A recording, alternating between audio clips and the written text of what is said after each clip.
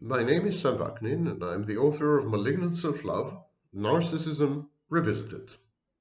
Today we are back to normal. We're going to discuss an obscure concept in the study of narcissism, narcissistic mortification.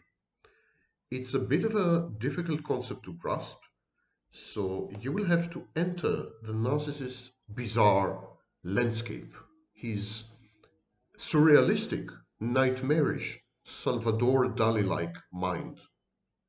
Before we go there, we must understand that the narcissist is the first victim of narcissistic abuse.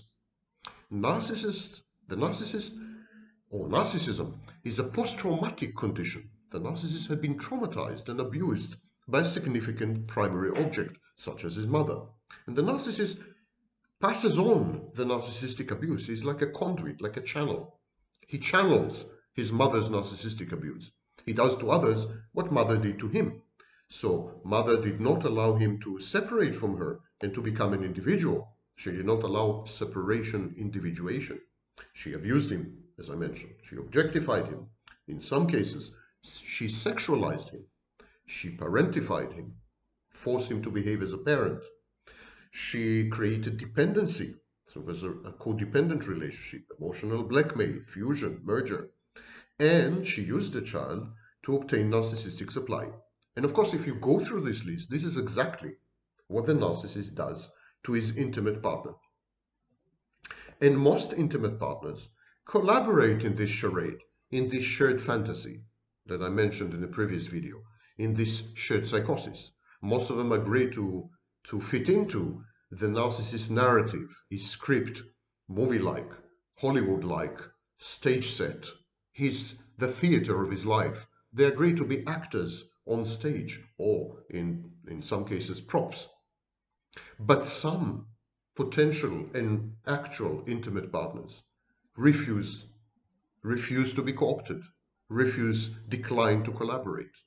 They confront the narcissist.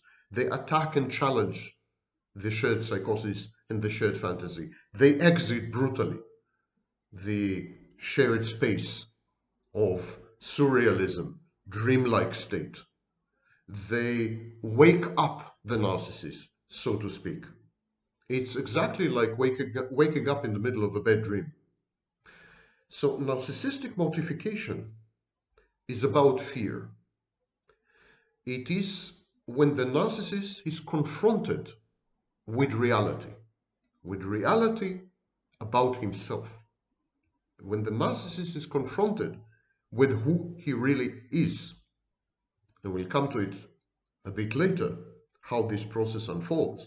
But when narcissist is faced with a narcissist, when he finally sees himself in the mirror, unfiltered, unembroidered, when he finally confronts his personality, his shortcomings, his limitations, his defects, his deformities, his deficiencies, his lacks, he can't cope with this.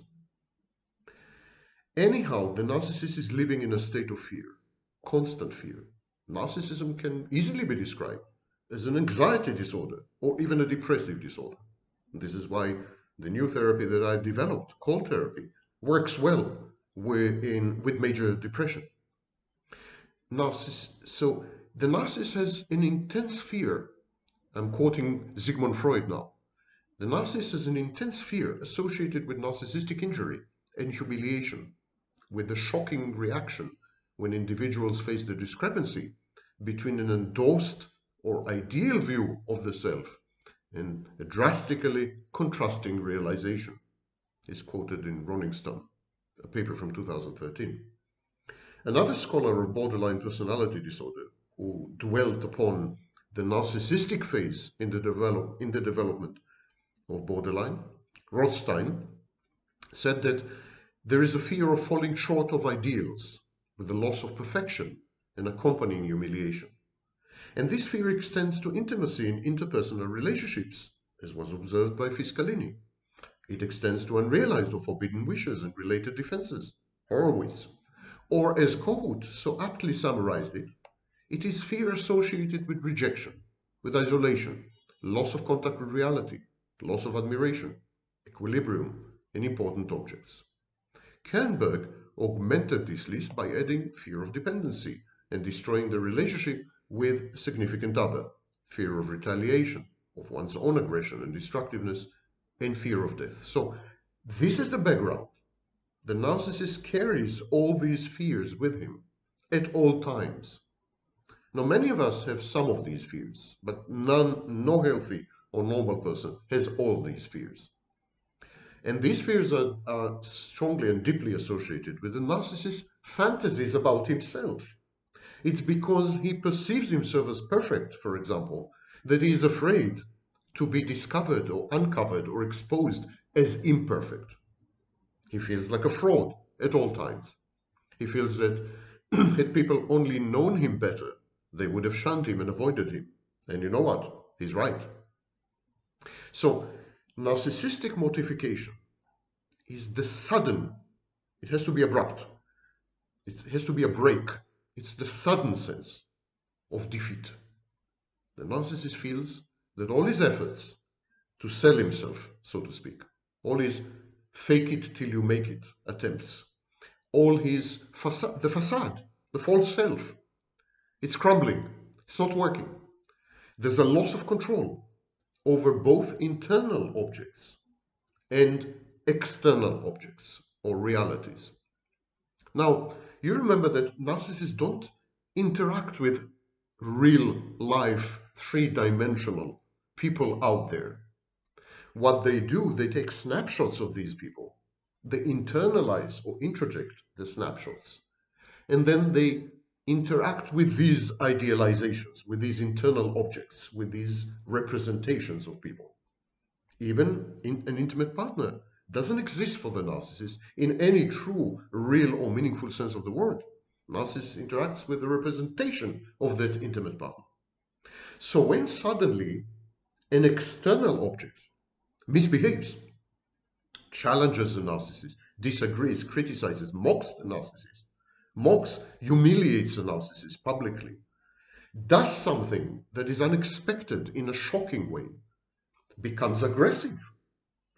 So when someone outside the narcissist does these things, it's like waking up. It's like there is an enormous clash, a schism, an abyss between the inner representation, the snapshot, and the person whose snapshot exists inside the narcissist. It's exactly like as if a photograph would come to life and then attack you. Imagine that your entire photo album comes to life and attacks you in a variety of ways, mocks you, humiliates you, etc., etc.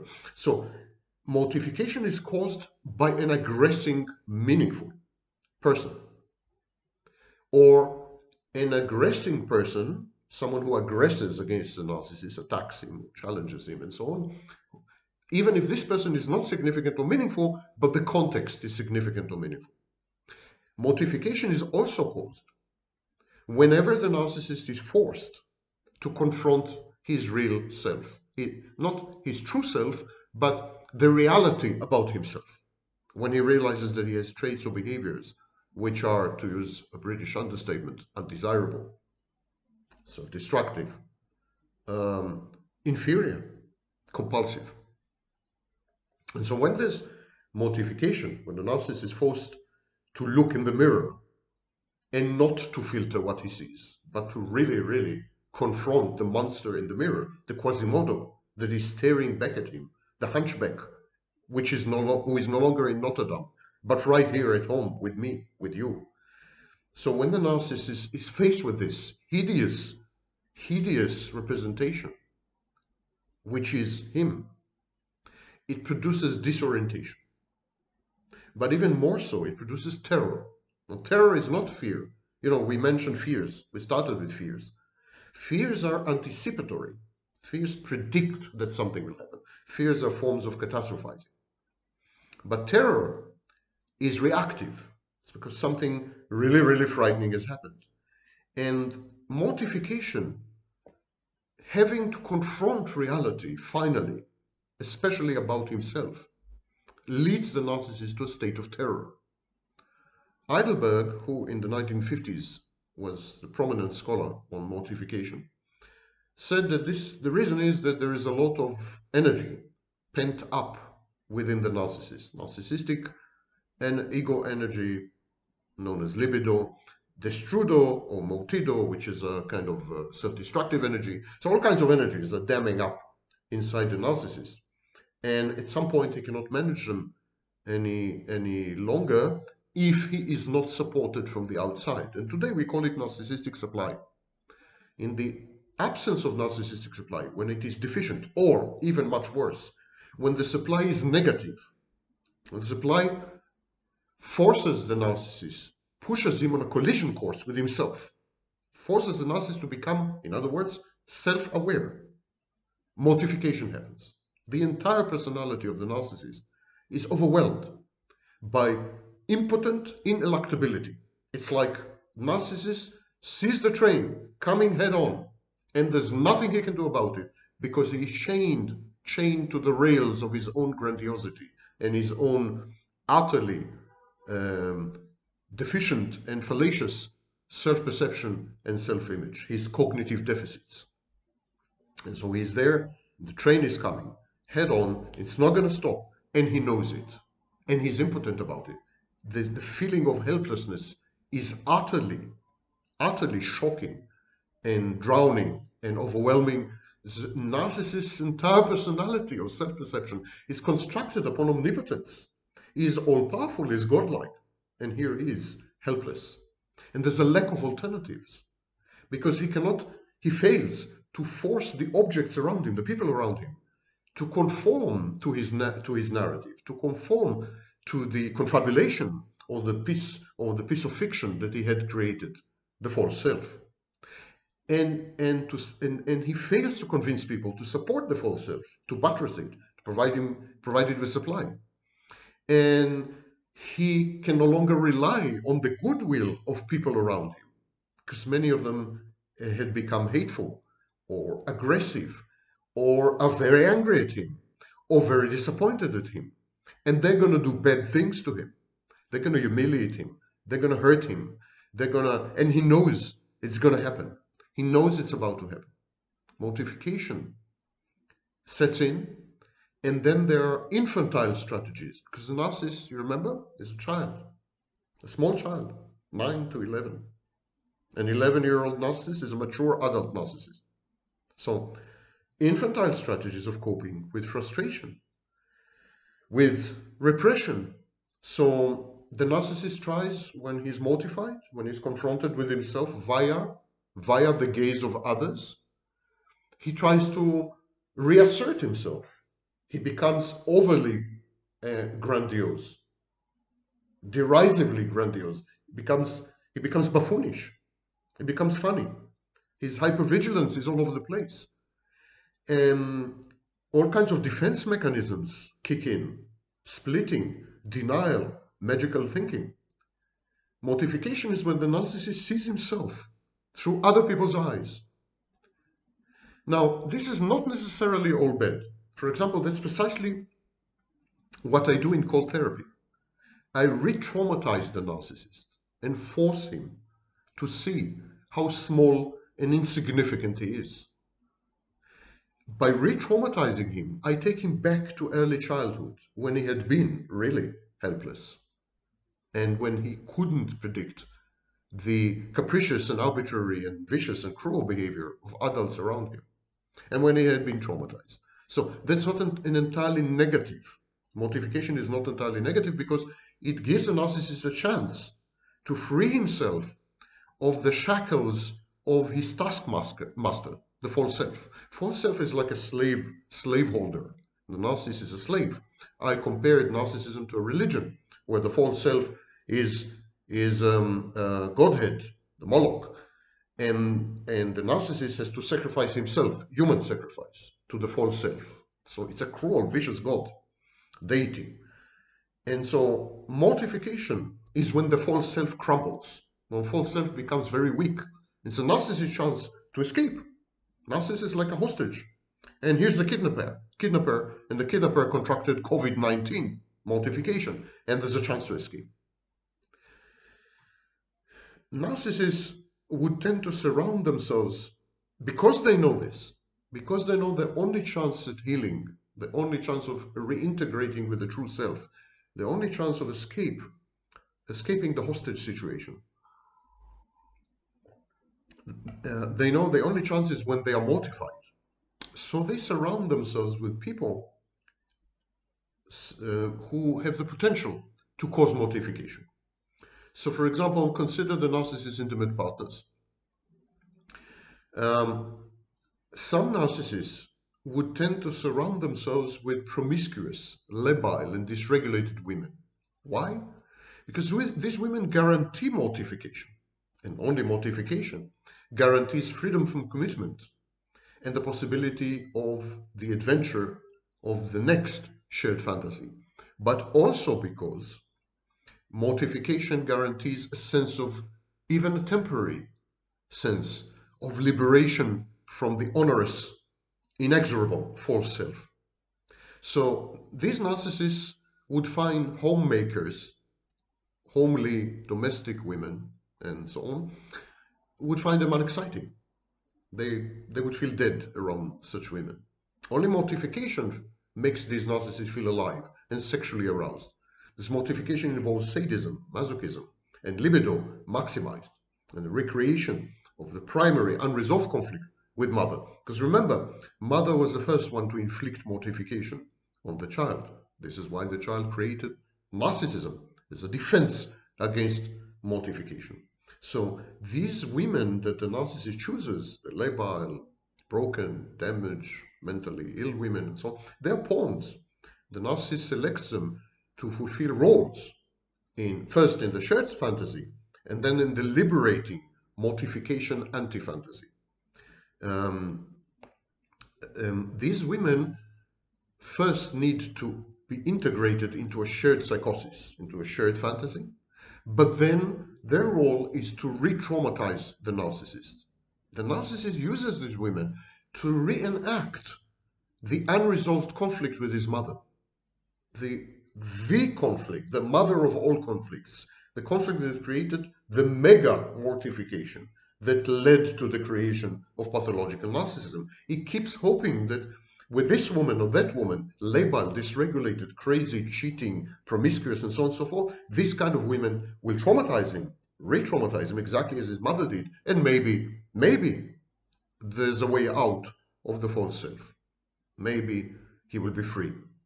First of the false self for a few, I don't know, minutes, days, hours, and then free to move on to the next shared fantasy. And some women say, we cheated on the narcissist because we felt that this is what he wanted. We felt that this way we will please him, we will prove him right. The narcissist doesn't push his intimate partners away. He pushes his intimate partners to push him away. And of course, to tie in all the recent videos, the COVID-19 pandemic is a form of collective mortification. We have become a narcissistic, psychopathic civilization. And the pandemic is a wake-up call. You are small, you're insignificant, you don't know everything. You can't do everything. You're not omnipotent. You're not all-powerful. You're not all-knowing. You're not godlike. You're just specks of dust. You're nothing. So it's collective mortification. And if the narcissist is lucky and he goes through the mortification phase, the re-traumatization phase, sometimes with the agency of a promiscuous woman or labile woman, and he goes through this phase, and he's able to integrate and internalize the insight that he is actually very sick, this may be the first step in a therapeutic process of healing. And this is what I create artificially in cold therapy. I create an artificial process of re-traumatization and mortification, which opens the door to the possibility of healing by integrating and accepting the insight, the understanding. Hey, I'm very sick. I'm a narcissist. Narcissism is mental illness. I'm mentally ill. I'm not the first to suggest this.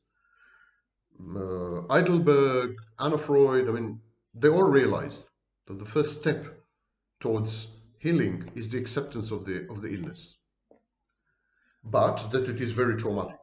When a person realizes, it's like getting news that you have COVID-19 or getting news that you have cancer. It's shocking, it's disorienting, it's frightening, terror. Let's go back to early childhood. Early childhood events of mortification are crucial in teaching the baby to distinguish between external and internal. Like, when you're mortified, you suddenly realize someone mortified you. So it's like the baby suddenly gets it. There's the baby and there's mother, mortifying mother.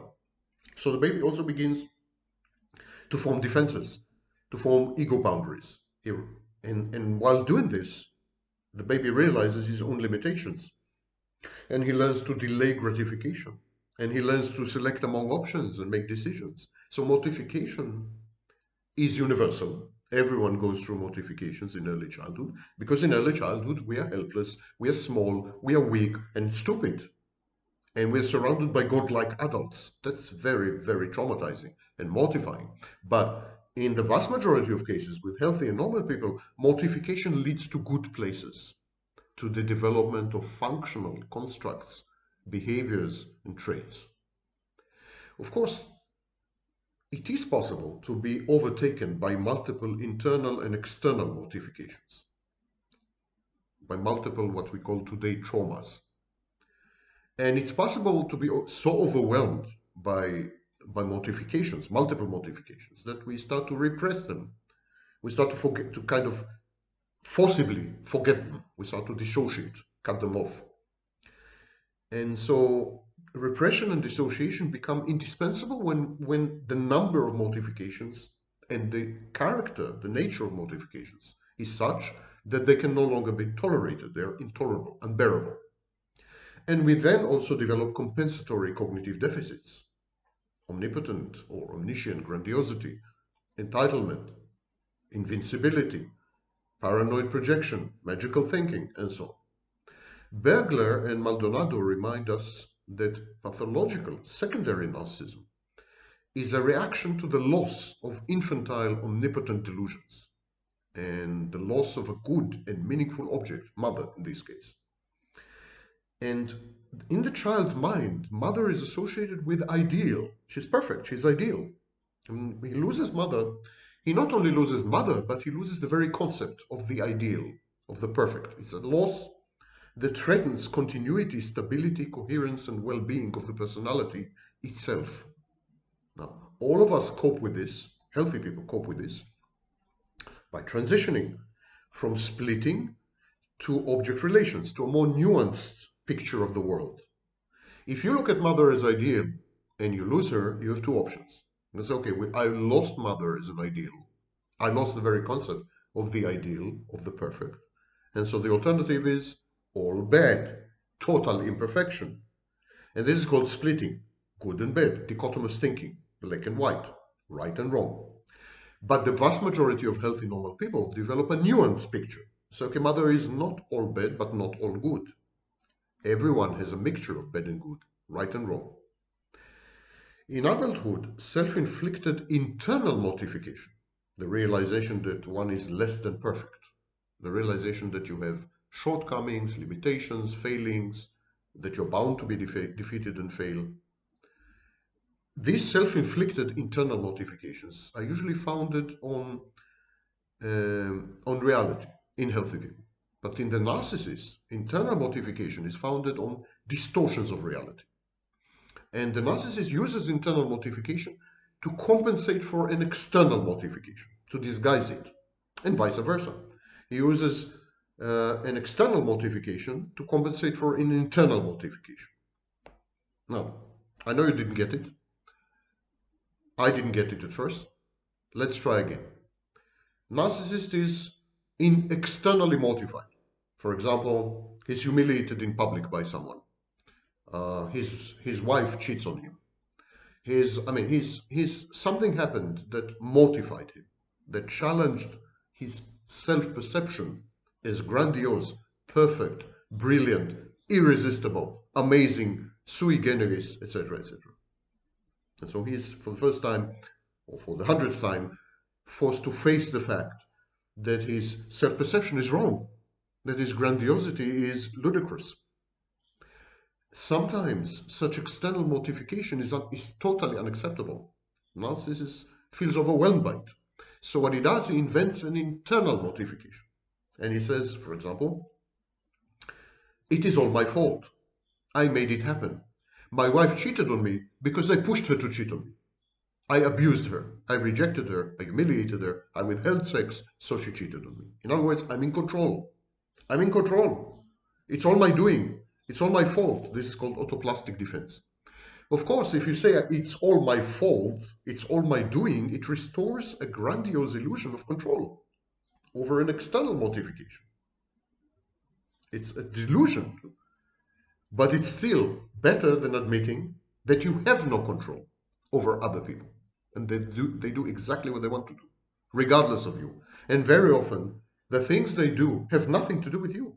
They have to do with their internal needs and, internal psychodynamics.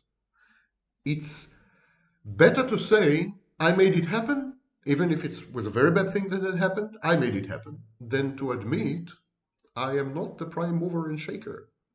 I'm irrelevant. I'm irrelevant to these people's lives. They go on with their lives, with and without me. And take the opposite. When there is internal mortification, when you did something really, really very bad, you say, I'm evil. I have hateful thoughts towards people. I am corrupted and decadent. I am defective and deformed. So this is internal mortification. So when you admit that as a narcissist, you admit that your character is really, really rotten. It's very difficult to accept. It creates mortification. So sometimes the narcissist creates an external mortification, fictitious external mortification, to replace the internal one. Instead of saying, I'm evil, I'm hateful, I'm unworthy, I'm bad, he says, they are evil, they are unworthy, they are out to get me, they hate me. In other words, persecutory delusions, also known as paranoia, is an external mortification which replaces an internal mortification. Yes, I acted badly, I misbehaved, I was aggressive, I was offensive, but I did it because of them. They made me do it, because they are evil, they are out to get me, they're out to hurt me, they're conspiring against me. Of course, the only true solution to a mortification is the regaining of control. And even then, it is only partial, as control had clearly been lost at some point. And this can never be forgotten, or forgiven, or effectively dealt with. So narcissists bear grudges, and they ruminate a lot. They keep revisiting the sin of the trauma. It becomes an obsession. You can regain control after a mortification, but there's been a minute of mortification in which you had lost control. Clearly, you can regain your grandiosity and your perfect composure and your brilliance and your omnipotence and omniscience, in your mind at least. But there had been a moment where you were helpless, you were humiliated, you were mocked.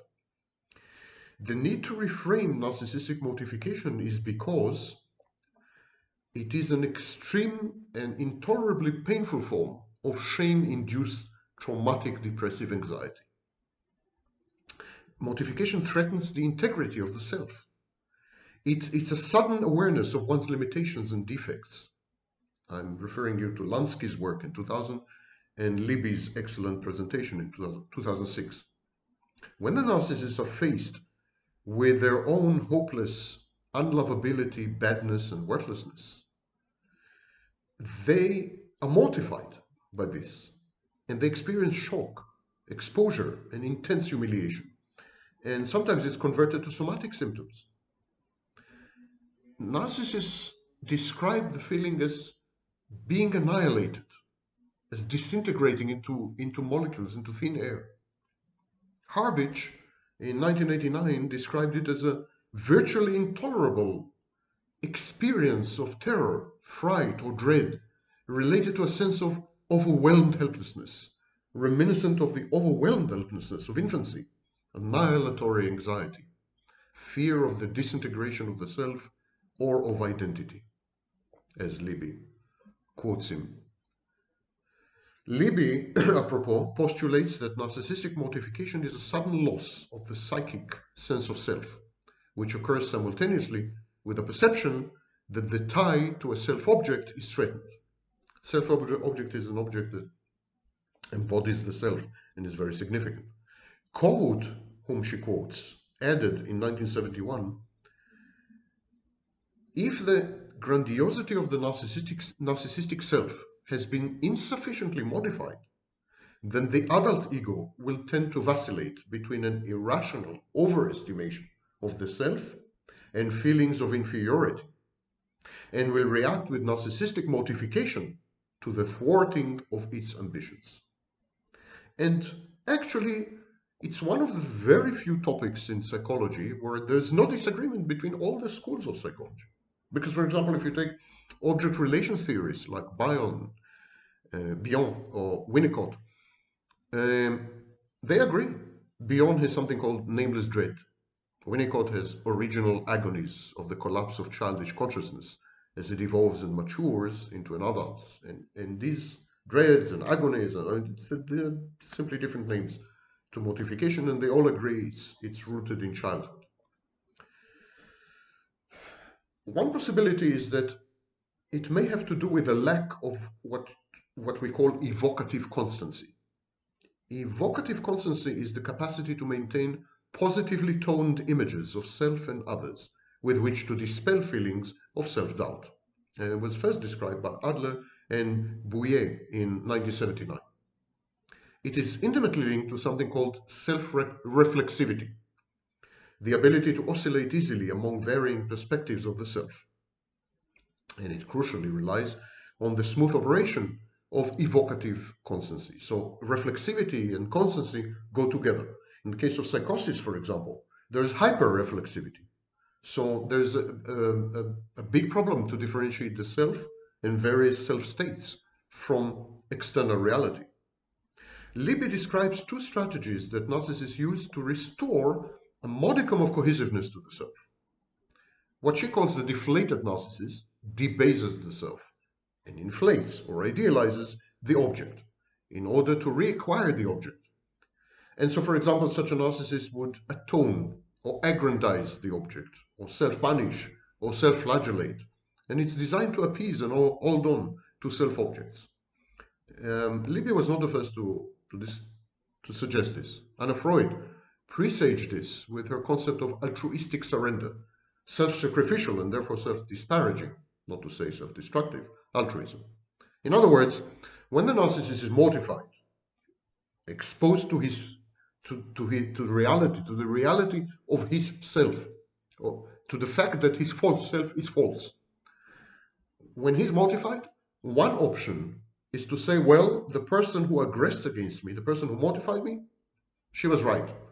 She was right because I did something wrong. I abused her, I mocked her, I rejected her, I withheld, I misbehaved. She was right to do this. And let me repent, let me display remorse, let me atone for my sins, let me reacquire her, let me bring her back to my life.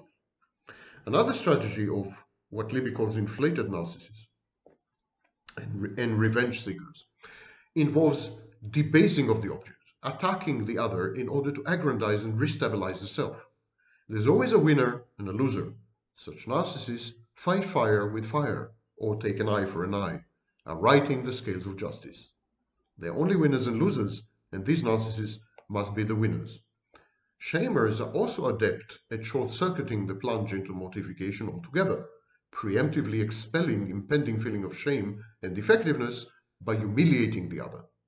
Whichever route is taken, the individual cannot recover from mortification until a tolerable, familiar self-state is reacquired, either by re-establishing the other as an approving object or by destroying the other, temporarily or permanently. Narcissistic conceit, designed to project the defective self-experiences onto self-objects, is the second option. So what do we do in treatment? In treatment, we try to focus on converting mortification to shame.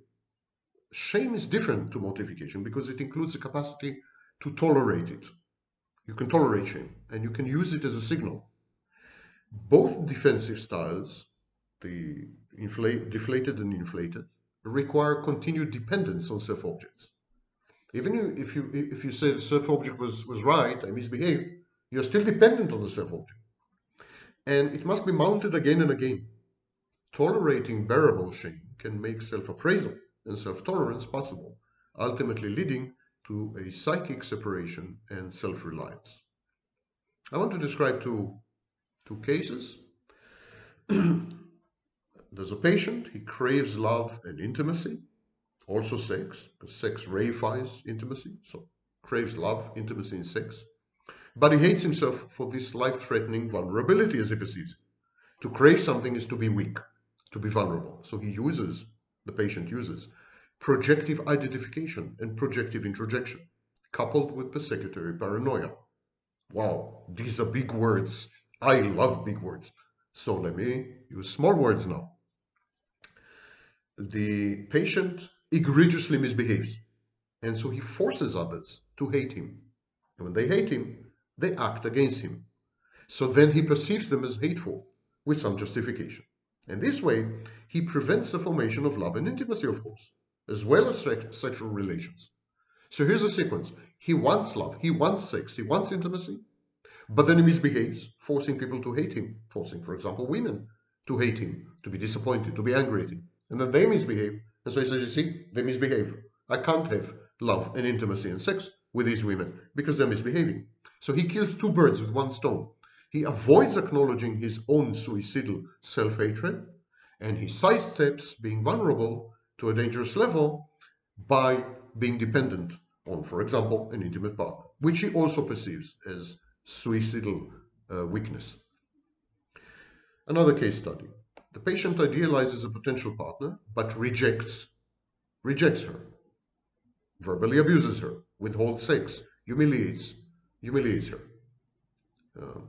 Let's reverse the genders. The patient idealizes a potential partner, but she rejects, verbally abuses, withholds, and humiliates him. And he reacts by picking up another partner. Okay? Triangulation. Very classic scenario. His behavior, or rather his misbehavior, challenges her omnipotence. She feels helpless, humiliated. Challenges her omniscience. She failed to spot his conspiracy to team up with another partner.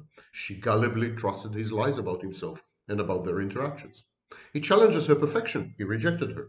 Challenges her superiority. He chose an inferior or a superior alternative over her. He challenges her brilliance. The incident proved that he regards her as a damaged fool. He challenges her self-perception as a loved and protected child, because everyone involved, especially her former intimate partner, envied her, hated her, etc. So the intimate partner's misbehavior by choosing another partner sort of demolished. It's like an explosive device, improvised explosive device of the caliber of a Hiroshima nuclear bomb. Everything is annihilated in a radius of 100 kilometers. Nothing is left of the false self. Not grandiosity, not superiority, not omnipotence, not omniscience, nothing. All the defenses crumble. And it leads to a condition known as decompensation. And so, in this state of mortification, she repressed the intolerable external narcissistic mortification. She repressed the public exposure of her glaring, unfixable inadequacies, limitations, and defects. And what she did, she invented an internal one. So she couldn't face the external mortification. I'm a zero, I'm a nobody, I'm irrelevant, I'm defective, deficient. She couldn't face this, so she invented an internal one. His misconduct is all my fault. I made him misbehave. I forced him to misbehave. And that's an attempt to restore her grandiose omnipotence. It doesn't always work, by the way. When it didn't work, she reverted to paranoia, replacing one external mortification with another external mortification. Yes, I had been humiliated, I had been exposed, but this was done to me by evil people who were out to hurt me. My ex-intimate partner who picked up another partner, he was an evil person, and he was out to hurt me. And it's a failed attempt to not feel hopelessly damaged and evil, to restore egosyntony and assuage her pain and desperation. I'm okay. They are evil. He is evil. I'm okay. He is evil. And very often she will try to remain in touch with him in order to support with evidence both these alternative mortifications. And she will let go. And this leads to stalking. This is the psychological foundation of stalking. And she will ghost him or go no contact or let go of him only once she had succeeded to integrate the two alternative mortifications, thereby fully accounting for all the events in a manner that is somehow realistic or at least satisfying. So she would, for example, convince herself by talking to him that my misbehavior did cause him to overreact, but his egregious, disproportional, and unjustified misconduct, his reaction, is because he is a psychopath, an evil. So she combines the two narratives. I made him do it, but he shouldn't have done it. I made him do it, and the fact that he did it proves that he is an evil, psychopathic person. And his new partner is an envious opportunist. And all the witnesses are malicious haters, etc., etc. So she restores grandiosity by vindictively punishing everyone involved, either metaphorically or symbolically, or sometimes in reality by taking actions. And of course, mortifications is intimately connected to shame. Ironically, guilty people experience guilt because they have had the power to make a different choice. You can't feel guilty if you didn't have a choice. One cannot feel guilty when one is powerless or impotent and therefore not responsible for events, circumstances, and decisions. So guilt goes with empowerment. You own your actions and the situation. Helpless people feel shame, not guilt. This is why pathological narcissism is associated with shame, not with guilt. The grandiosity gap is the difference between self-image, the way the narcissist perceives himself, the false self, and contravening cues from reality. The greater the disparity between grandiosity and reality, the bigger the gap, and the greater the narcissist's feelings of shame. And there are two varieties of shame. Narcissistic shame, which is the narcissist experience of the grandiosity gap, and the affective correlate. Subjectively, narcissistic shame is experienced as a pervasive feeling of worthlessness. The dysfunctional regulation of self-worth is the crux of pathological narcissism, as you remember. So the narcissist feels, when he's ashamed, he feels worthless, he feels invisible, ridiculous. The patient feels pathetic, foolish, deserving of mockery and humiliation. Narcissists adopt all kinds of defenses to counter narcissistic shame. They develop addictive, reckless, or impulsive behaviors. They deny, they repress, they withdraw, they rage, they engage in compulsive pursuit of some kind, unattainable, of course. They try to be perfect. They display haughtiness and exhibitionism. All these defenses are primitive. They involve splitting, projection, projective identification, intellectualization, all kinds of psychological defenses. The second type of shame is self-related. It is a result of the gap between the narcissist's grandiose ego ideal and his self, or his ego, which is very minimal and dysfunctional.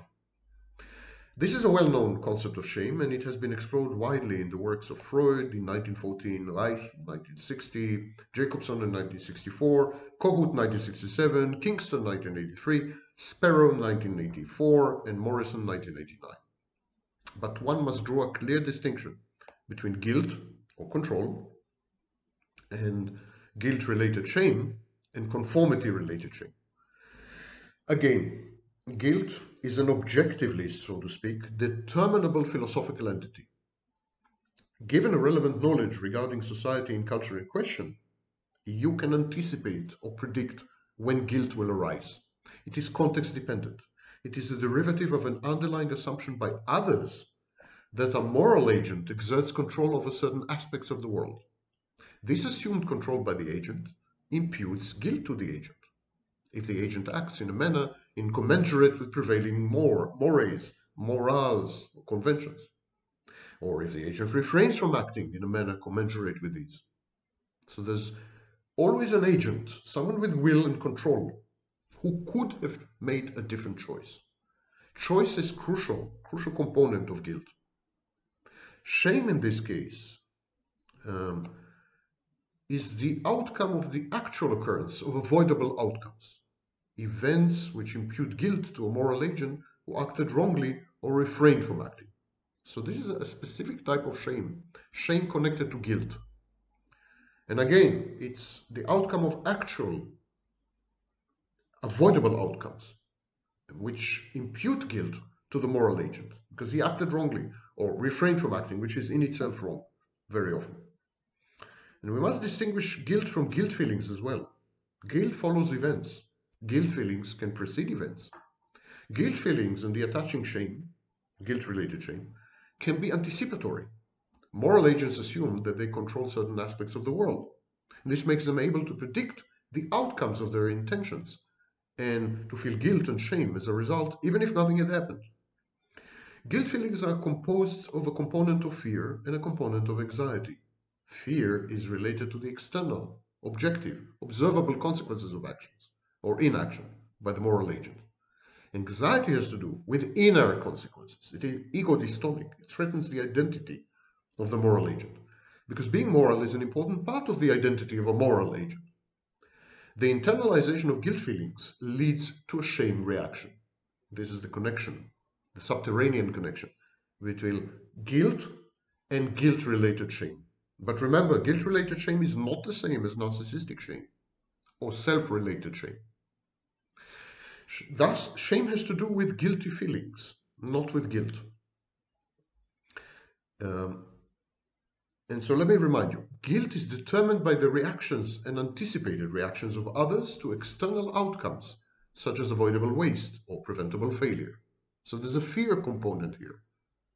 Guilty feelings are the reactions and anticipated reactions of the moral agent himself to internal outcomes, to helplessness, loss of presumed control, narcissistic injuries, anxieties, and so on. So we now established that there are three types of shame: narcissistic, self-related, guilt-related. There's a fourth type, conformity-related shame. It has to do with the narcissist feeling of otherness. Narcissist feels alien, freakish, an outlier, an outcast. This kind of shame involves a component of fear of the reactions of others to one's otherness, and a component of anxiety of the reactions of oneself to one's otherness. Guilt-related shame is connected to self-related shame, perhaps through a psychic construct akin to the superego. Conformity-related shame is more akin to narcissistic shame. Lydia Rangelovska made a few observations about shame. She advanced the idea that some children subjected to abuse in dysfunctional families, these children are objectified, dehumanized, their boundaries are breached, the growth is stunted. So Rangelovska suggests that these kind of children develop intense feelings of shame. They turn out to be codependents or narcissists owing to their genetic makeup and innate character. But according to Rangelovska, children who turned out to be codependents as adults are resilient, while the more fragile narcissists seek to evade shame by concocting and then deploying the false self.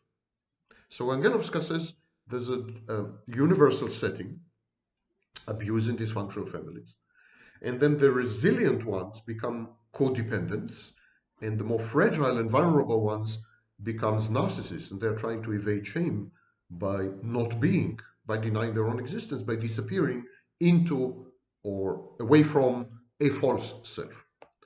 As she observes, shame motivates normal people and those suffering from cluster B personality disorders differently.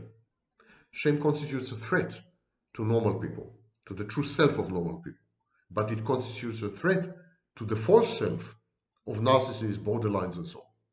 Owing to the disparate functionality and psychodynamics of the true self and false self, the ways shame affects behavior and manifests in both populations differ.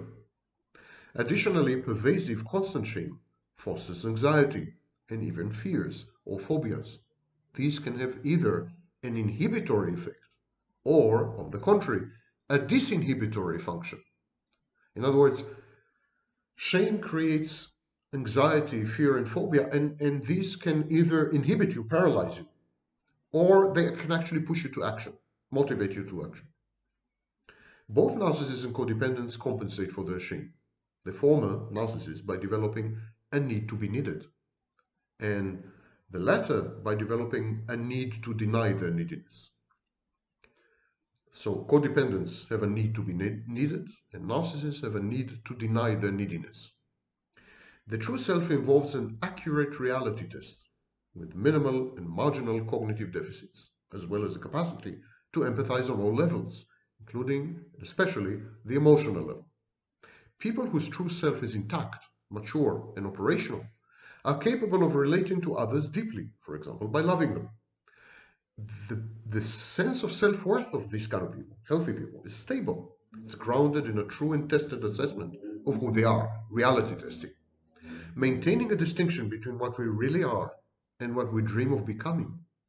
Knowing our limits, our advantages and faults, and having a sense of realistic accomplishment in our life, all these are of paramount importance in the establishment and maintenance of our self-esteem, sense of self-worth, and self-confidence. Shame threatens the true self by challenging the affected person's egosyntony, by forcing her to feel bad about something she had said or done. And the solution is usually facile and usually easy and at hand.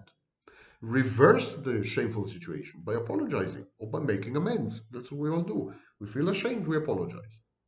In contrast, the false self leads to false assumptions, to an impaired reality testing, to a contorted personal narrative, to a fantastic worldview, to a grandiose inflated sense of being. And this grandiosity is rarely grounded in real achievement or real merit. The narcissist's feeling of entitlement is all-pervasive, ubiquitous, demanding, and aggressive. It easily deteriorates into open verbal, psychological, physical abuse of others. When the patient with a false self feels shame, it is because his grandiosity, the fantastic narrative that underpins his false self, is challenged, usually, but not necessarily, in public. There is no easy solution to such a predicament, such mortification. The situation cannot be reversed. The psychological damage is done, whatever happens later. The patient urgently needs to reassert his grandiosity by devaluing or even destroying the frustrating, threatening object, the source of his misery. Another option is to reframe the situation by delusionally ignoring it or recasting it in new terms. It was all my fault. I controlled it.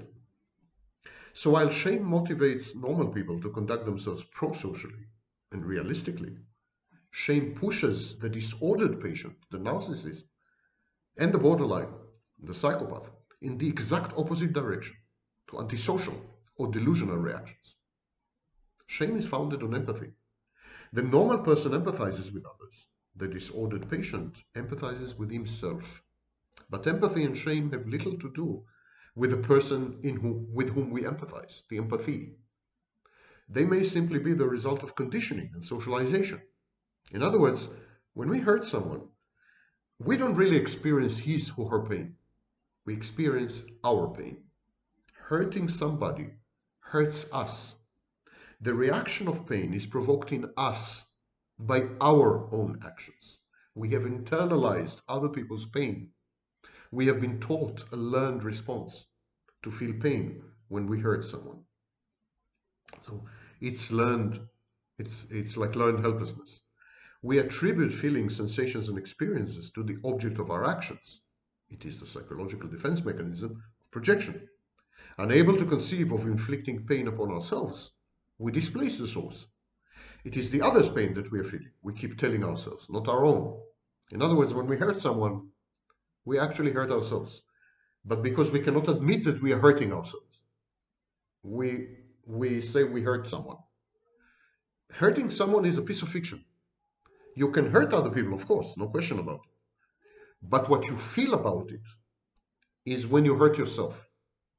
And because you cannot admit that by hurting others, you're actually hurting yourself, you stick to the fiction that you're hurting only others. Additionally, we had been taught to feel responsible for our fellow beings and to develop guilt and shame when we fail to do so. So we also experience pain whenever another person claims to be anguished, or feel guilty, or into his or her condition. We feel somehow, responsible, accountable, even if we had nothing to do with the whole affair. We feel ashamed that we haven't been able to end another person's agony. And this agony is the key to healing narcissism. The key. The narcissist needs to go again through the original conflict with his primary object, usually mother. He needs to experience agony. He needs to be able to feel again. Only by being re-traumatized and mortified can he regain a sense of his true self and understand and assimilate and integrate the insight that there is nothing about his false self that is real and everything that is false, and that it is no longer functional in his adulthood, no longer adaptive in his adulthood as it had been in his childhood, in many cases leading him to dysfunction, humiliation, and further mortification. False self is a narcissist's biggest enemy.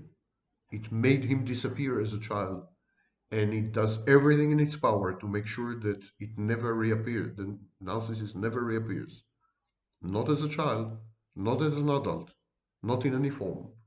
The false self is a parasitic psychological construct which had taken over the narcissist, like a body snatcher. And in therapy, we should teach the narcissist to feel again, but not to feel love in the first stage, to feel shame, and then to feel guilt, and then the rudiments of empathy. And this can be done only if we shatter explosively the false self by forcing the narcissist to experience mortification, traumatic mortification. And this is a very good summary of what we do in code therapy.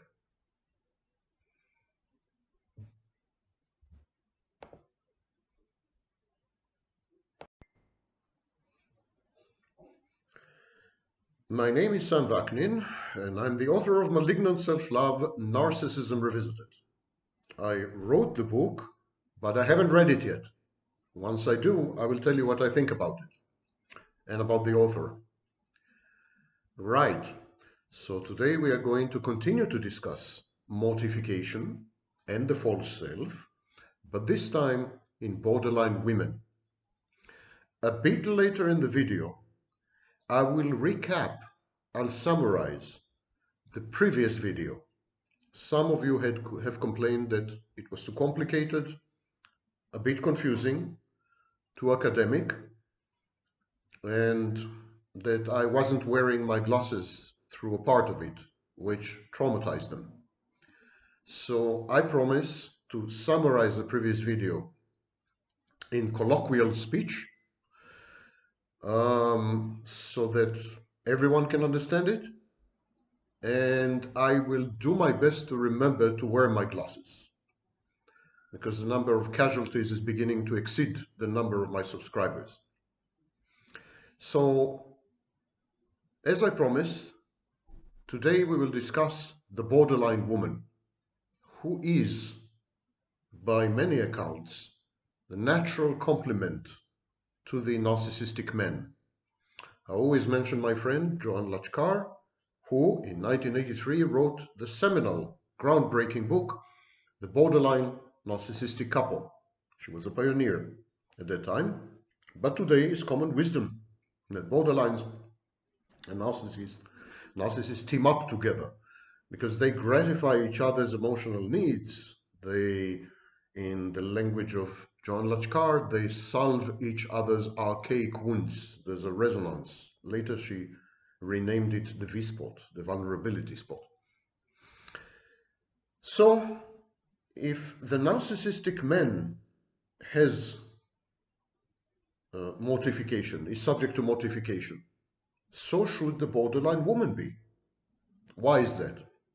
Because both the narcissistic man and the borderline woman have a false self. And both of them have very pronounced grandiosity. I'm moving the laptop because the lighting changes all the time. It's a conspiracy of the celestial bodies against my videos.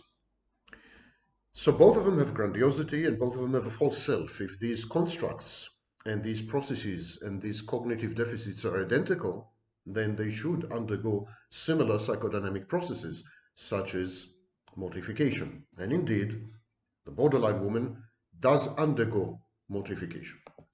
But before we go there, I want to discuss elephants and snakes. No, I haven't gone out of my mind yet. It has something to do with narcissists and borderline. And I want to quote from a book called The Problem of the Puer Aeternus, The Problem of the Eternal Youth, by Marie-Louise von Franz. I didn't invent this name. And the book was published in 1970. It's an amazing book about people, mainly men, who don't grow up, people who remain eternal youths, remain children forever, refuse to grow up. Later, it was renamed by the therapist Dan Kiley. It was renamed the Peter Pan syndrome. So I want to quote from this book. The Problem of the Puer Aeternus by Marie-Louise von Franz. In antiquity, I'm quoting, it was thought that elephants were terribly ambitious, and that if they were not accorded the honor due them, they would die from disappointment. For their feeling of honor was so great that they had to be honored. Snakes love to drink the cool blood of elephants. Snakes creep under the elephant and drink its blood. Suddenly, the elephant collapses, which is why whenever an elephant sees a snake, he goes for it and tries to trample it down. In the Middle Ages, the elephant stood for a man who was generous but unstable and moody in character, for the elephant was said to be generous, intelligent, and therefore taciturn. But when he once gets into rage, he cannot be appeased by sensual pleasures, but only by music. And so she says that she has taken this information from a very amusing book. She finds very strange things amusing, but okay. So she says, this I have taken from a very amusing book, Polyhisto Symbolicus, by a Jesuit father, Nicolaus Causinus.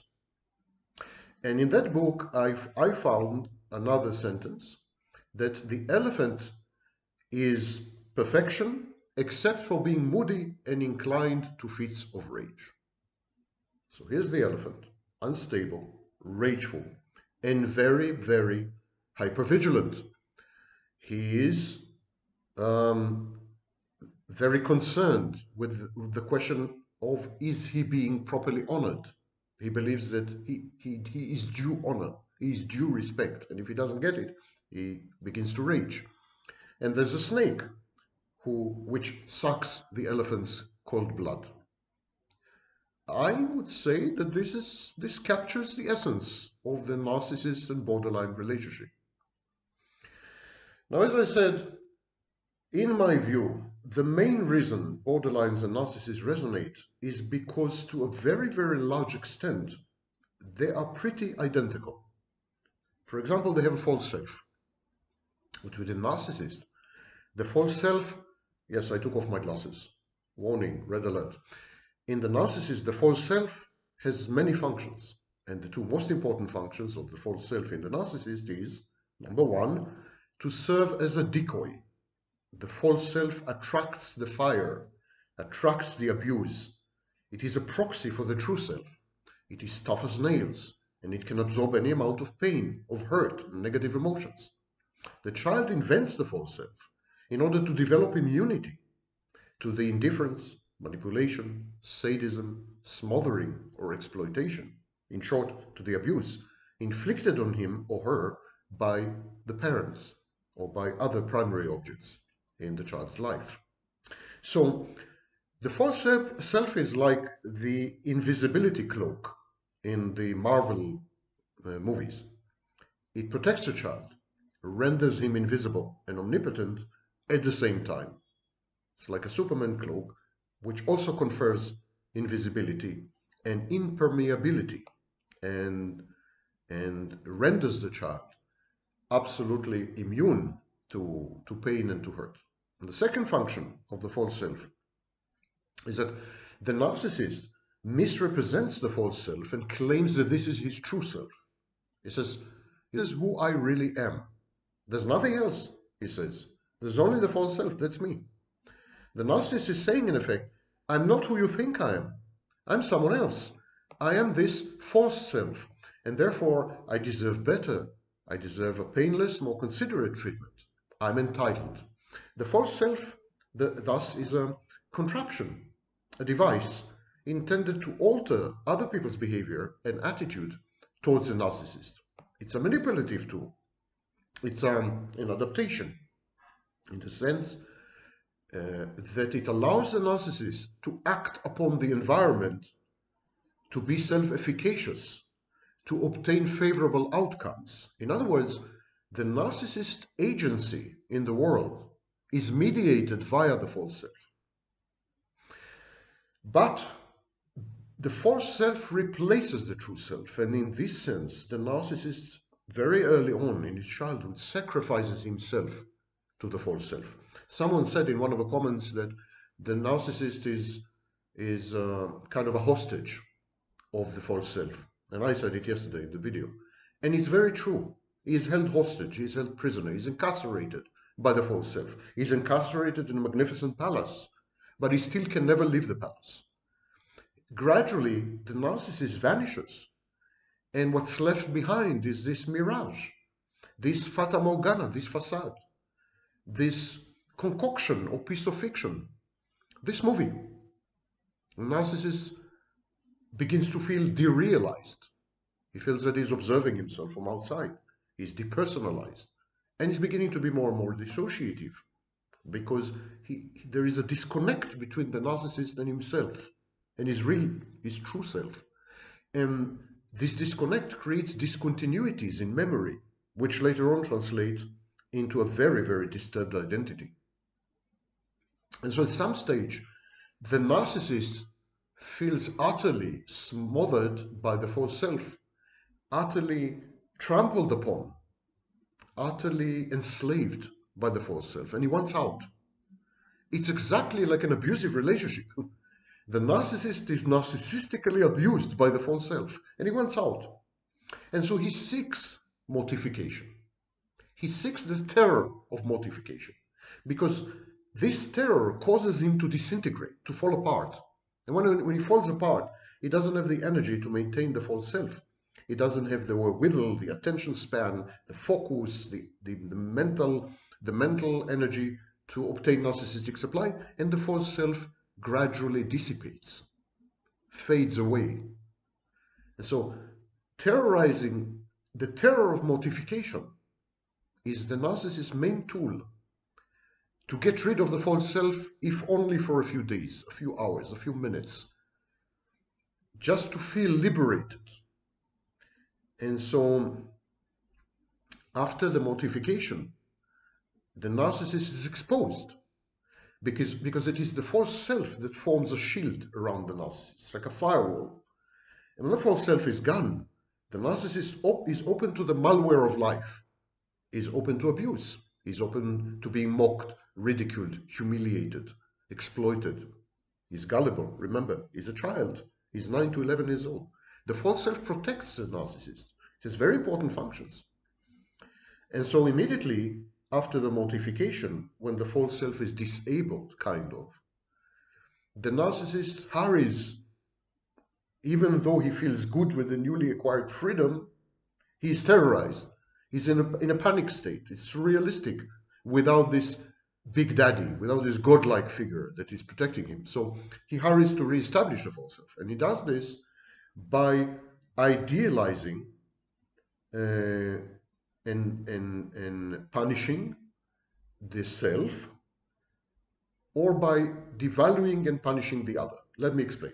One way is to idealize the person or the situation or the discovery that caused the mortification. To say that person is all good. Yes, he aggressed against me, but he's all good. This situation was actually good for me, and so on. So idealizing re-idealizing actually, the source of the mortification while punishing oneself. And the other method is devaluing the source of the mortification and punishing the other. And we'll come to it a bit later. I said earlier that the borderline patient also has a false self. But the functions of the false self in the borderline personality disorder patient is utterly disconnected, unconnected to the functions in the narcissist. The structure is the same. It's the same. It's a godlike, it's a divinity. It has all the attributes of a godhead, of a deity. It is omnipotent, it is omniscient, it is perfect, it is brilliant, and so on and so forth. Exactly like the narcissist's false self. All-knowing, all-powerful, perfection itself, brilliance reified. But the false self in the borderline has a different function. And the function is the equivalent of a host personality in dissociative identity disorder. I recommend to you to watch the series I've made about borderline women. There are 4 videos in this series. And there I explain that actually today we are reconceiving of borderline personality disorder as a combination dissociation or dissociative disorder and secondary psychopathy. We think it's a confluence of these 2 disorders. And so the dissociative part, dissociative identity disorder used to be called used to be called multiple personality disorder. And in multiple personality disorder, we have a central personality, central fragment of personality, if you wish. It's called the host personality, and many other personalities which are called alters. They're like alternative personalities. So the host personality moderates these other personalities, moderates the alters. He moderates the internal dialogue between these alters, which is totally unconscious. And also, he gives cues, he gives signals, he outs, he switches between the various personalities. So there's a personality that tackles difficult situations, a personality that is sexy, a personality that is a child, and so on. And the host personality is like a moderator. And like in a presidential debate, okay, you can talk now, okay, you can go out now. And then there's a process called switching. The person with a multiple personality disorder, with a dissociative identity disorder, switches between personalities which are very distinct and very, very clear. Now, the false self in the borderline patient maintains the same function as the host personality in dissociative identity disorder. The host, the false self in the borderline, moderates and switches between self-states. Now, borderlines don't have full-fledged personalities. They are not exactly like people with multiple personality disorder. Borderline patients don't suddenly become someone completely different. They don't become suddenly a child, or suddenly a woman, or suddenly an old man, or suddenly a painter, or whatever. They don't switch between utterly distinct, demarcated personalities, but they switch between what we call self-states. Each self-state is clearly different to others. So we have like variations in the basic personality of the borderline, which are sufficiently big, the variations are sufficiently big, to say that the borderline has transitioned to another self. So it's like the borderline, instead of many personalities, has many selves. And mediating and moderating and switching between these selves, between these self-states, is a central core. And this central core in the borderline is the false self. And in most cases, the host personality, the false self in the borderline, has many features of a secondary psychopath. So it would be defined, it would be impulsive, it would be a bit aggressive, it would be disempathic, and so on and so forth. So there is this core, which is essentially a secondary psychopath, moderating a whole kindergarten of self-states and switching between them according to circumstances and according to internal dynamics. And this core, this false self, also regulates the resulting defense mechanisms. Because each time the borderline switches from one self-state to another, she provokes or she evokes and elicits certain infantile defense mechanisms. Sometimes it's repression, sometimes it's dissociation, sometimes denial, splitting, and other infantile defenses. And the borderline is doing this because she needs to maintain self-constancy, evocative constancy. And to do this, she needs the host personality to regulate and to control everything, to micromanage everything. The switching, the self-states, the defenses, and to cohere them, to put them together in a coherent, cohesive narrative that makes sense. So the borderline is offering her life as she goes along. It's like she's writing a short story or a novel in which she is the protagonist. While the narcissist has problems with object constancy, in other words, the narcissist finds it very difficult to maintain a clear distinction between an external object and an internal object. And when the external object is gone, the narcissist resorts to the internal object just in order to maintain the belief that the external object has some existence. The borderline has the same thing, but that is not the crucial problem of the borderline. That is the problem of her partners, of her intimate partners. Let me try to explain again. These are very, very complex and difficult issues at the cutting edge, the bleeding edge of psychology today. So I apologize if it's very difficult to get these things clear on a first go, and I have to repeat myself again and again in a desperate attempt to make sense to you and, of course, to Minnie. Let me try again. Both the narcissist and the borderline have problems with object constancy, object permanence. And this problem is known as object inconstancy, creatively so. Object inconstancy simply means out of sight, out of mind. When the narcissist doesn't see someone, when that person is not in the presence of the narcissist, physical presence, not mental, the narcissist cannot conceptualize that person. So when that person is away, the narcissist is kind of not convinced that the person who is away still exists.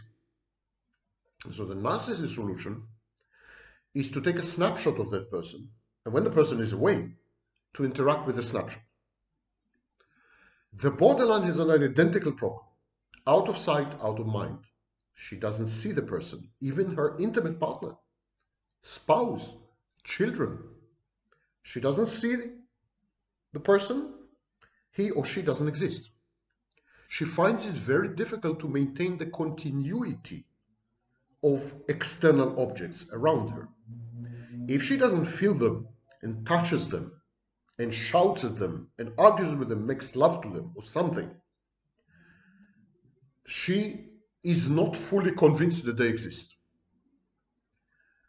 But while the narcissist solution is a snapshot of the external object with which he continues the interaction when the external object is away, the borderline solution to object inconstancy is simply to forget about the object, about the external object.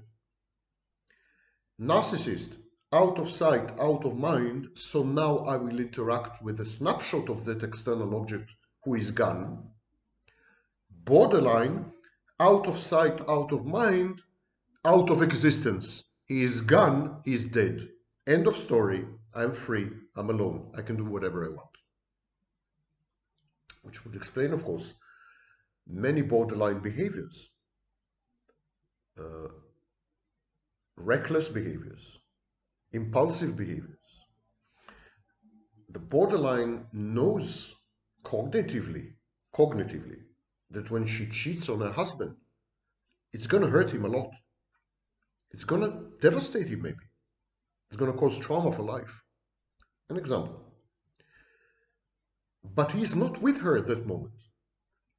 He's not sitting next to her. He's at home. And so in the borderline's mind, he doesn't exist. Even worse, she may perceive it as abandonment and rejection, that he's not with her. But at the very least, he doesn't exist. So she feels that she's free and alone. She's single. She can be with that other man. She's not really cheating on her husband because there's no husband. Why there's no husband? He's not sitting next to her. She cannot touch him. In extreme cases, borderlines carry with them objects that belong to loved ones or to significant others. And when they feel that they're losing object inconstancy, they touch these objects.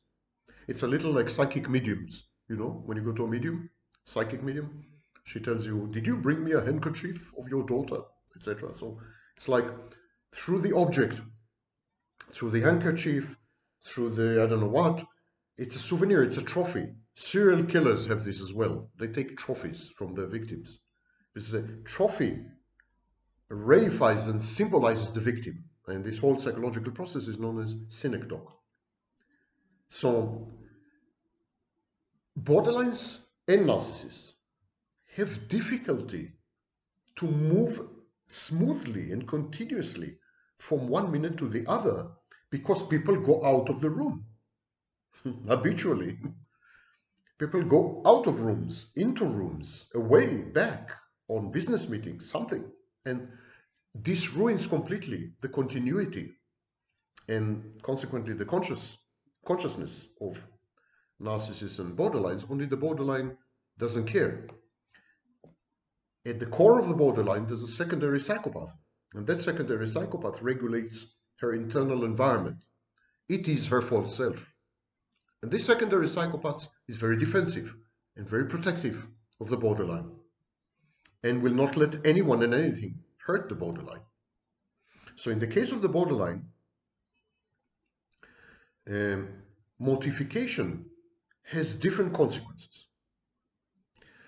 Let me define again what is mortification. Mortification is an extreme and intolerably painful form of shame-induced traumatic depressive anxiety. When you are humiliated, when you are ashamed, disgraced in public, you are forced for a brief moment to see yourself as other people see you. And these people are hostile. They're not your friends. Otherwise, you would not be shamed. If you're healthy, you have your own internal equilibrium, internal balance, some homeostasis. You know who you are, you know your limitations, you know your good sides, your bad sides, and nothing much from the outside has any real long-term effect. But what if you depend crucially on outside input, on feedback from the outside, from others, on other people's gaze? What if you regulate everything, your moods, your emotions, your sense of self-worth, your self-esteem, everything, self-confidence, everything you regulate, your schema, your cognitions, your everything, you regulate by resorting to feedback from other people. Then they become super critical. It's dangerous if these people are hostile. It's dangerous for your internal peace, for your inner peace, for your ability to function. So mortification, as we will discuss a bit later, is very dangerous to the narcissists. I would even say in many, many cases, life-threatening. With borderline, it's a bit of a different picture. The narcissist seeks mortification to be able to get rid of the false self for a split second. When he's mortified, it's extremely painful. It hurts. He wants to die, but at the same time, he is finally himself. It doesn't last long, because immediately the narcissist tries to re-establish the false self. But it lasts. It can last even months, up to a year. Up to a year without the false self, imagine. This scar tissue taken away, all the scabs reopened. Narcissist bleeds profusely.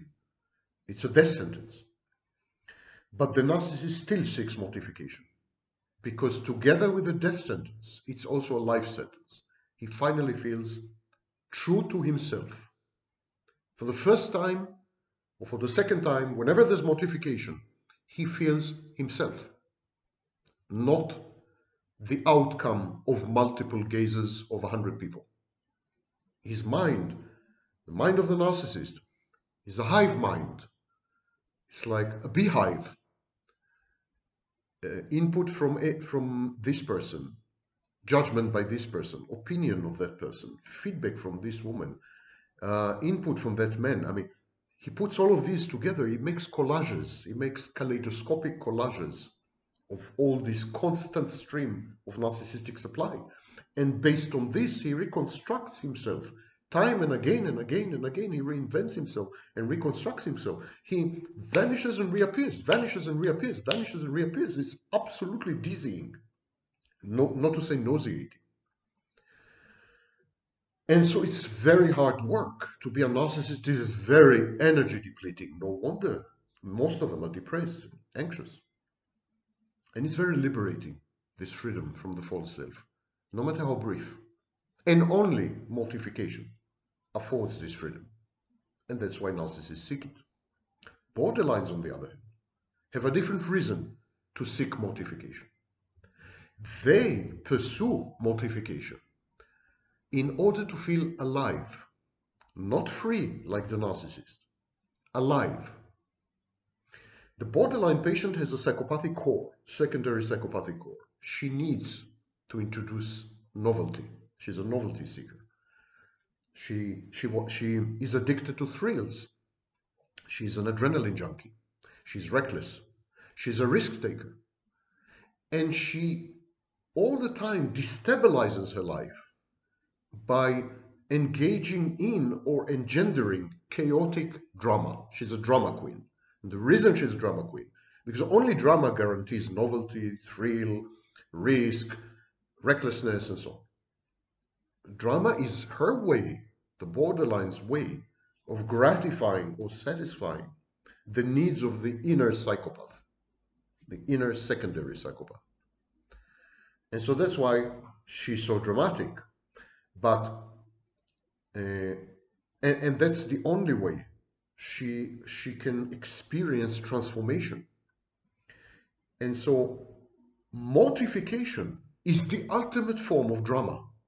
In a mortification state, borderline patient is confronted with the truth about herself, her vulnerability, her weakness, her fragility, the constant danger she is in to disintegrate and harm herself. Borderlines are suicidal. At the very least, they self-mutilate. Many of them, not all of them, many of them. So mortification is the borderline's way of feeling alive. It's a form of self-mutilation if you think about it, because it's humiliating, it's insulting, it's confrontational, it's dangerous, it's frightening. There's hostility in the air. There's a lot of hatred. There's shame. These are negative emotions. She brings it upon herself. And that's the equivalent of self-mutilation, but she does that in order to create drama, to experience transformation. It's the only method open to her. Sometimes she uses mortification as a form of self-trashing, self-punishment, and that's also a kind of self-mutilation. Mortification in borderlines is self-inflicted, and it is self-inflicted because the borderline constantly anticipates abandonment and rejection. Many borderlines are terrified of abandonment and rejection. They have abandonment anxiety or separation anxiety or loss anxiety. But some of them are not. They're not anxious about this. But all of them, without a single exception, anticipate, predict that they are going to be abandoned, going to be rejected, Important things are going to be withheld from them. And ultimately they're going to suffer through this process of separation. And the borderline copes with this anticipatory abandonment, with this fear or anxiety or prediction that abandonment and rejection are about to happen. One of the ways the borderline copes with it is by inflicting mortification on herself. So when she's mortified, she is effectively abandoned. Because what is mortification? Is when you are humiliated, when you're shamed, when you're disgraced, when you are aggressed, when someone aggresses against you, when you are in a hostile environment, or when you realize things about yourself which are utterly unacceptable. And if you realize it, and others will realize it, and they will abandon you, etc., etc. So mortification is a form of self-inflicted preemptive abandonment. And the borderline's type of mortification is different to the narcissist. The narcissist mortification is 99% cognitive. Narcissist is totally self-aware, totally there in the situation, monitors, absorbs, and remembers every single moment, every insult, every humiliation, every shameful incident, every disgrace emitted and inflicted upon him. And he keeps regurgitating it, he keeps ruminating, it becomes total obsession. With the borderline, it's different. She wants to feel alive. She also anticipates abandonment. She creates mortification. For example, she misbehaves egregiously, and then everyone says, you're horrible, how do you behave this way? You deserve punishment, and so on. So she creates mortification artificially. She brings upon herself mortification. Then she feels alive, because mortification always entails drama, always entails chaos, thrills, risks. So she feels alive, but she realizes that because she had inflicted mortification upon herself, she is about to be abandoned. So there's preemptive abandonment there. She abandons, and then she dissociates. She cuts off the memory. She becomes dissociative. What is to dissociate? Dissociate is to disappear. So once she is mortified, the borderline chooses to disappear. But some borderlines, instead of dissociating, thereby disappearing, become total secondary psychopaths. What is to be a psychopath? It's to make other people disappear. By mistreating them and they go away, or by killing them or something. One way or another, you make people disappear. So the borderline, once she's mortified, chooses one of two routes, one of two forks in the road. Either she disappears, she dissociates, she's gone, bye-bye, or she makes people disappear by abusing them extremely, psychopathically, disempathically, horribly, causing hurt that can never be amended and can never be fixed. Disappearance, the disappearing act, is at the core of the borderline. First, she disappears as a personality. She's fragmented, she's fractured, she's disorganized and chaotic. That's why Kernberg used the term borderline to describe a near psychotic state. And then other people disappear because she has no object constancy, and when they're not next to her, she has no one. She's all the time, throughout her life, alone, existentially alone, solipsistically alone. And then she creates mortification, and then either she disappears via dissociation, or she makes other people disappear via psychopathic behavior. Disappearance. That's the core behavior and the main leitmotif of borderline. While in narcissism, presence is the core motif, the core leitmotif. Narcissists want to be too present too much. They want to be uber present. They want to force all other people to vanish by merging with them. They treat all other people as extensions of themselves. They want to be, in other words, omnipresent, like God, everywhere. The borderline is exactly the opposite. She wants to not be. That's why 11% of borderlines, 10 to 11%, commit suicide. The borderline's main preoccupation is to not be. The narcissist's main preoccupation is to be too much. The narcissist has an ideal, fantastic, and grandiose view of his self. We all know this. And when an aggressive person challenges this view, the narcissist feels like he is disintegrating, and it's a state of terror. There's a famous painting by Salvador Dali, Galatea, where you see there's a painting of a beautiful woman, but the back part of her skull is disintegrating into molecules, sort of evaporating into thin air. That's a narcissist. When it's challenged either by an aggressive person from the outside or by some realization from the inside, we'll come to that. But when he's challenged by an aggressive person, he feels like he is disintegrating. It's a state of terror. He wants sort of to collect the molecules and put them back together, but they're all over the place. He feels that shortly nothing will be left of him. And that is external mortification.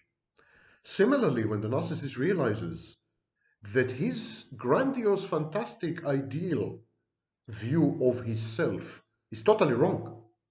For example, if he realizes that he is mentally ill, or somehow deficient, or limited,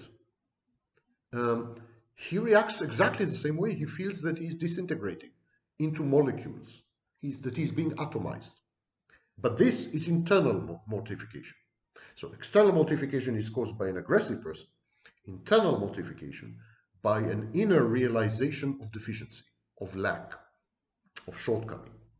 And of course, in both cases, the continuity, the stability, the coherence, and the well-being of the self are utterly compromised, totally compromised.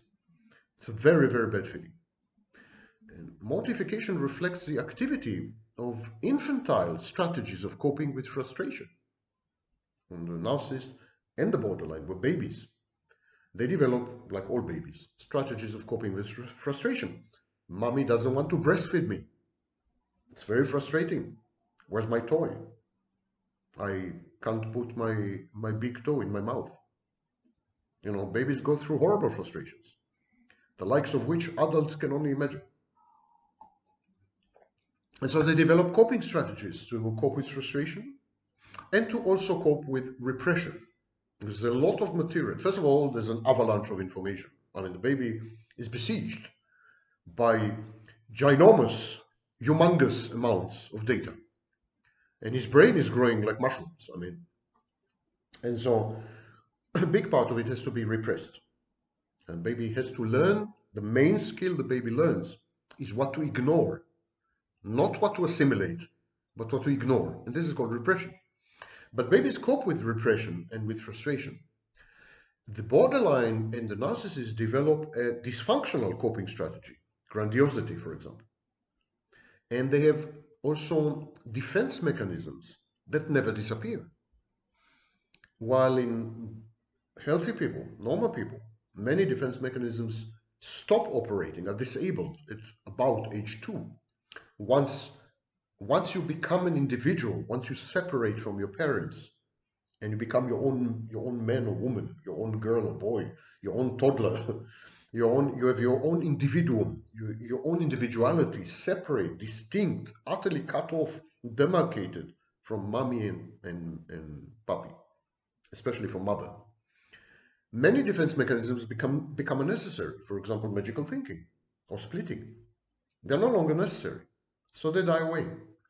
Not so with the borderline and the narcissist, because the borderline and narcissist fail to separate from mother and do not become individuals. And so all these defense mechanisms continue to work well into adulthood. And when we look at these people, our initial reaction is, wow, they're so childish. Yes, you're right. They're childish. They're infantile. In adulthood, a self-inflicted internal mortification usually is used to compensate for an external mortification, or at the very least to disguise it. And an external mortification is used to compensate for an internal mortification, or at the very least to disguise it. Let me give you an example. But before that, yet another reminder. Forgive me for repeating so much. People clearly find the material very difficult to digest, and it's new material. It's perfectly understandable. External mortification, usually when an aggressive person or group of people attack you, challenge you, humiliate you, shame you, disgrace you, mock you, ridicule you, etc., etc. That creates external mortification. Internal mortification, when the narcissist or the borderline are exposed to insight with a T, realization, some understanding. When they suddenly see themselves in the mirror, they say, I am not fantastic. I am not grandiose. I'm not brilliant. I'm not perfect. I'm far from perfect. And I'm definitely not omniscient and omnipotent. That is shocking. It's like you would look at the mirror and you would see someone else's face. It's as shocking as this. As shocking as this. There's a syndrome called the Capgras syndrome in psychology, where people mistake their loved ones for other people. So a husband would look at his wife and see another woman. It's absolutely breathtakingly terrifying. It's the stuff of horror movies. And the narcissist goes through this many times. And this is internal mortification. So when there's internal mortification, narcissist cannot cope with it. And he comes up with external mortification. And when there's external, equally he cannot cope with it. He comes up with internal mortification. Generally, narcissists and psychopaths and borderlines became narcissists and borderlines because they're weak, constitutionally weak, either genetically or for some other reason. They're fragile, they're vulnerable, they're damaged, they're broken, and they can't cope. The main thing a borderline patient would tell you in therapy, I can't cope. The main thing a narcissist would tell you in therapy, of course I can cope, while at the same time clearly displaying total inability to cope. So coping is a problem. And what these people do, borderlines and narcissists, instead of coping, tackling the problem head on, honestly, sincerely, maturely, instead of doing this, they confabulate, they lie, they create substitutes, they disguise, they modify, they hide, they refrain. They're playing games. Game. The whole thing is a game. That's why the narcissist is looking for a playmate. The whole thing is a movie. It's not real. Derealization, depersonalization. Many borderlines describe their lives as autopilot. They describe themselves as observers and spectators. It's a theater show. So clearly they can't cope with external mortification or internal mortification. Too much for them. So they compensate. They disguise. When there's internal mortification, they will use external mortification to disguise. They will invent, an external mortification to disguise it. So, for example, imagine that that a narcissist realizes that he is evil. That he is evil, simply. He is hateful, he is cantankerous, he is unpleasant, he is obnoxious, he is mean and nasty, etc. In other words, a typical narcissist. Imagine the narcissist realizes this. But realizes this, not just knows it cognitively, not just having been told this, but suddenly, from the inside, there's an insight. Cognition coupled with the equivalent of emotion. And the narcissist says, oh my God, if he's religious. Oh my God, I'm bloody evil. I'm hateful. What have I been doing to people all my life? That's internal mortification. But he can't cope with it. So what he does instead, he replaces it with an external mortification. So he would say, well, maybe I am hateful, maybe I'm obnoxious, maybe I'm aggressive, maybe I'm unpleasant, but it's because people hate me. They make me do it. They make me misbehave. They don't love me. They conspire against me. They undermine me. They treat me unjustly. In other words, a persecutory delusion, paranoid delusion, a conspiracy theory, which is an external mortification, replaces the truth. I'm evil. I'm obnoxious, which is an internal mortification. And vice versa. The narcissist has an external mortification. Yes, for example, he's been shamed, humiliated, disgraced in public. He can't cope with it, so he would create an artificial internal mortification to cover up for it. He would say, yeah, well, maybe my wife cheated on me, which is an external mortification, but it is all my fault. I made it happen. In other words, I'm in control, which is an internal mortification. The internal mortification is I'm bad. Because I'm bad, I drove her to cheat on me. The external mortification is she cheated on me, it's humiliating. When there is external mortification, the narcissist would prefer the internal. When there is internal mortification, he would prefer the external. And the need to reframe narcissistic mortifications is because the mortification threatens the integrity of the self. שלום, היום אנחנו עומדים לדון ולעסוק בכמה סוגיות Oh, wrong country. Terribly sorry, old chaps. Today we're going to deal with several issues with regards to the way the narcissist sees you. You see, he doesn't see you as a single person. He sees you as two women.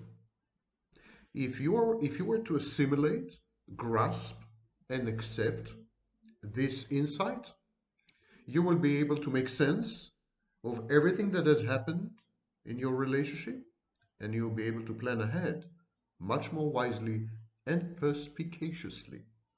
Look it up. Today's smorgasbord buffet includes everything from cheating to mortification to, it's a beautiful concoction of every dish in the narcissistic cuisine. Stay with me and you will not regret it. I promise. And of course, a narcissist promise is something you can take to the bank.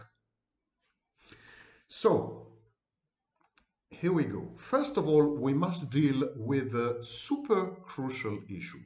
My shirt. You remember the blue shirt I wore in previous videos? You were speculating whether I actually have more than one shirt. But the blue shirt was the black shirt. I dyed it blue to fool all of you. And admittedly, I succeeded to fool most of you. You thought I had two shirts. Never. Only one. Now, having dispensed with this ultra-critical issue, I want to alert you to three very important tenets or principles of the narcissist's inner economy, the economy of his mind. First of all, the narcissist regards your love for him, as a weakness, a vulnerability that he can exploit, that he can leverage to obtain supply, to obtain sex, to obtain services. If he is a sadist, he regards your love for him as an opportunity to hurt you. At any rate, it's an intrusion point, it's an entry point, it's a chink in your armor, it's the crack in your defensive walls. It's the part of the firewall that's not working. He's going to insinuate himself through your love into your heart and into your mind. Your love is your weakness, your vulnerability. Your love is the way he's going to harm you and hurt you. That's how he sees it. Second point. Many women had written to me, I've never cheated, I never considered cheating. Leave aside the veracity of such claims. I have my doubts. But there's a process of escalation. In a relationship with a narcissist, at a certain stage, he loses interest. He appears to be indifferent. He doesn't care. He doesn't mind. He is absent, if not physically, then emotionally. And it's very painful, especially after the love bombing or the grooming phase. Intimate partners of narcissists, his insignificant others, they fail to grasp. They don't understand what had happened. What did they do wrong? Most of them think, what did I do wrong? and they flail all over the place. They thrash about. They try to, and so they try to get a rise out of the narcissist, and still it's not working. So they escalate. They start small. They up the ante. They raise the stakes. It's like in a poker game.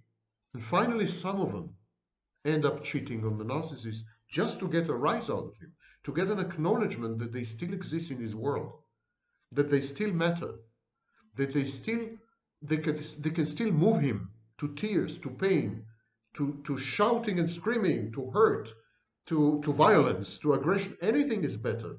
Anything is better than being ignored, than being transparent, than not being seen by the narcissist. Narcissist drives his intimate partners to temporary insanity in a way, with his constant non-being, with the emptiness that he is, with the void that he is.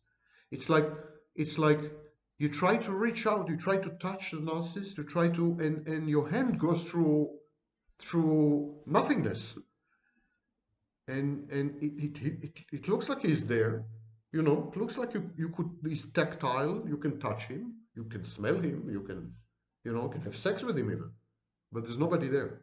And this drives most people crazy.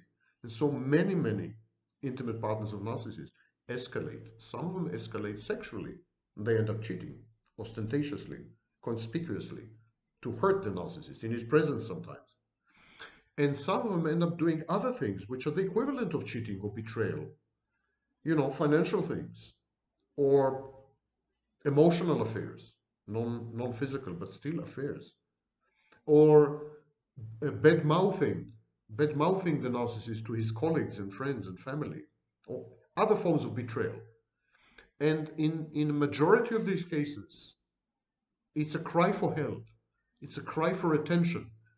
It's an attempt to communicate to the narcissist and to signal to him, look, I'm still here, I'm still alive.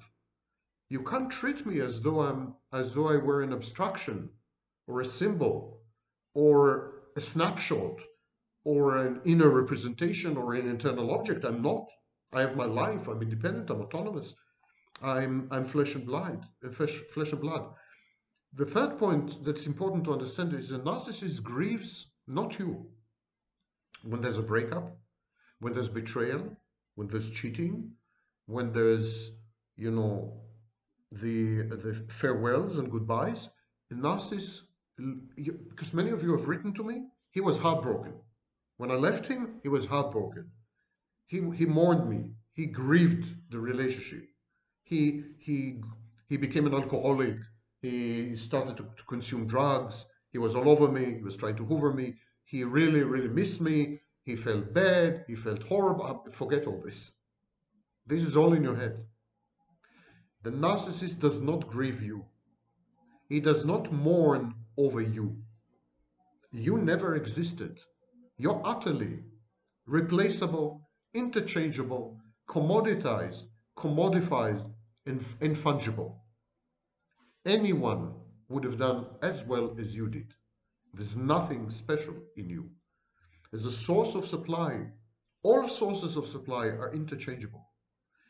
All service providers, people who can give the narcissist the 3 S's, sex, supply, narcissistic and sadistic, and services, anyone who can give him this package deal is equivalent, identical to anyone else. There's nothing special about you, so therefore there's nothing to mourn specifically about you. There's nothing to grieve that is irreplaceable in you. You're not special. You're not unique. What the narcissist grieves and mourns, and he does, he grieves and mourns, is the shared fantasy. He grieves and mourns his investment in the shared fantasy. We call it sunk cost. He feels very bad. He feels heartbroken over how much he had invested, how much the cost of the shared fantasy, and the inconvenience of having to start all over again. It's about him, it's not about you. He's mourning and grieving his own failure, the discomfort, the instability the uncertainty that had been introduced into his life. He is grieving and mourning the change, the flux, not you. His mourning is also very different to the grieving and mourning and heartbreak of normal people. When you closely scrutinize the way he mourns, the way he is heartbroken, his sadness, his tragic, dramatic posturing, it's aggressive. It's much closer to fury and wrath and anger than it is to pain and to sadness. And this leads me to one of the topics of this conversation. Women are the only one who can mortify the narcissist, because the narcissist reframes their cheating, their betrayal, as a total rejection of his entire being. When a woman abandons a man, any man, by the way, not only a narcissist, when a woman abandons a man, he feels that he had been rejected as a man, as a lover, as a companion, as a guru, as a husband, as a father, as a provider, as everything. Romantic breakup is a total rejection. That's why it's ranked way up there as one of the major traumas. Divorce is the second worst possible trauma. There's a trauma scale, and the first is the death of a loved one, parents, children, and so on. Second is divorce and breakup. It has massive, all-pervasive biological, physiological, neurological effects on the body and, of course, on the mind, because it is the only form of total rejection. When the narcissist is rejected by a man, if he's heterosexual, of course, when a narcissist is rejected by a man, that man is likely to have rejected specific functions and roles that the narcissist had failed to provide. So a man can reject the narcissist as a business partner, or as a collaborator, or as a friend.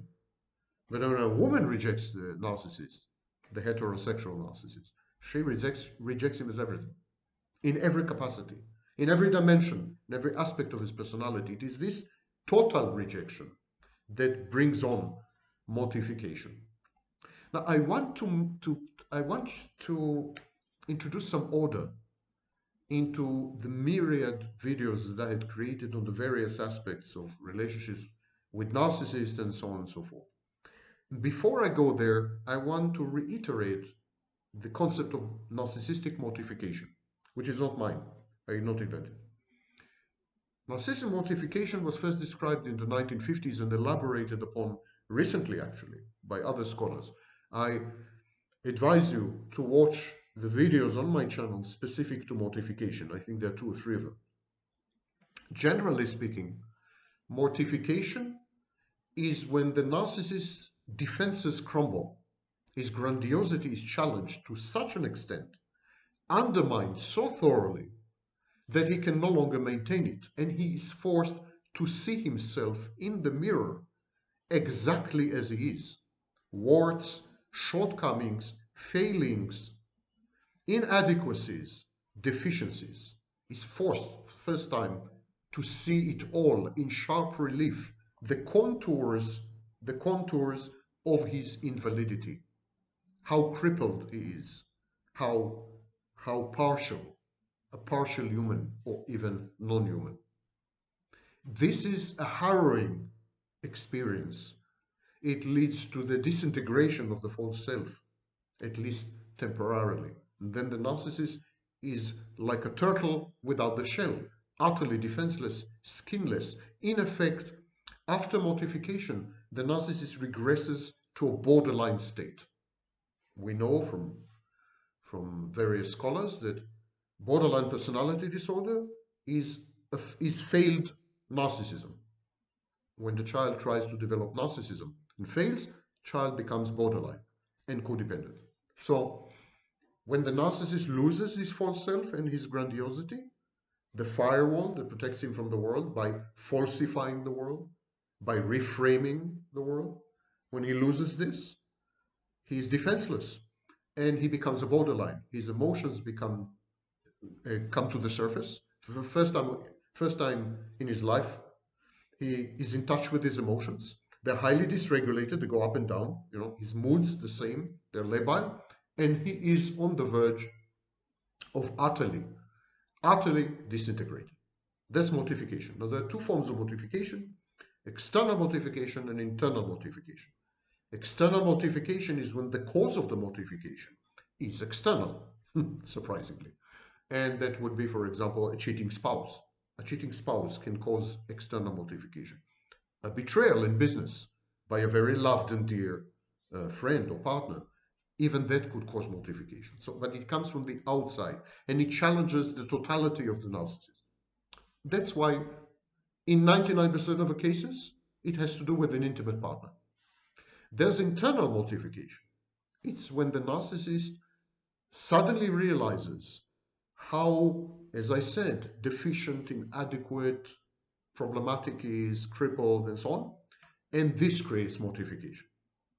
The sudden realization that he is not godlike, he is not omniscient, omnipotent, all-knowing, all-powerful, perfect, brilliant, good. This realization that he is evil, in effect, the narcissist cannot cope with this. It also creates mortification, but this time it comes from the inside. So not surprisingly, it's called internal mortification. So we have external and internal. Remember that. Now let's go through the phases. There's grooming and love bombing. During the grooming and love bombing, the narcissist usually provides a fake image of himself, which is grandiose, good, perfect, loving, empathic, etc., etc. And this is coupled with false promises. Simply put, the narcissist makes false promises. He promises to commit. He promises to have a long-term relationship.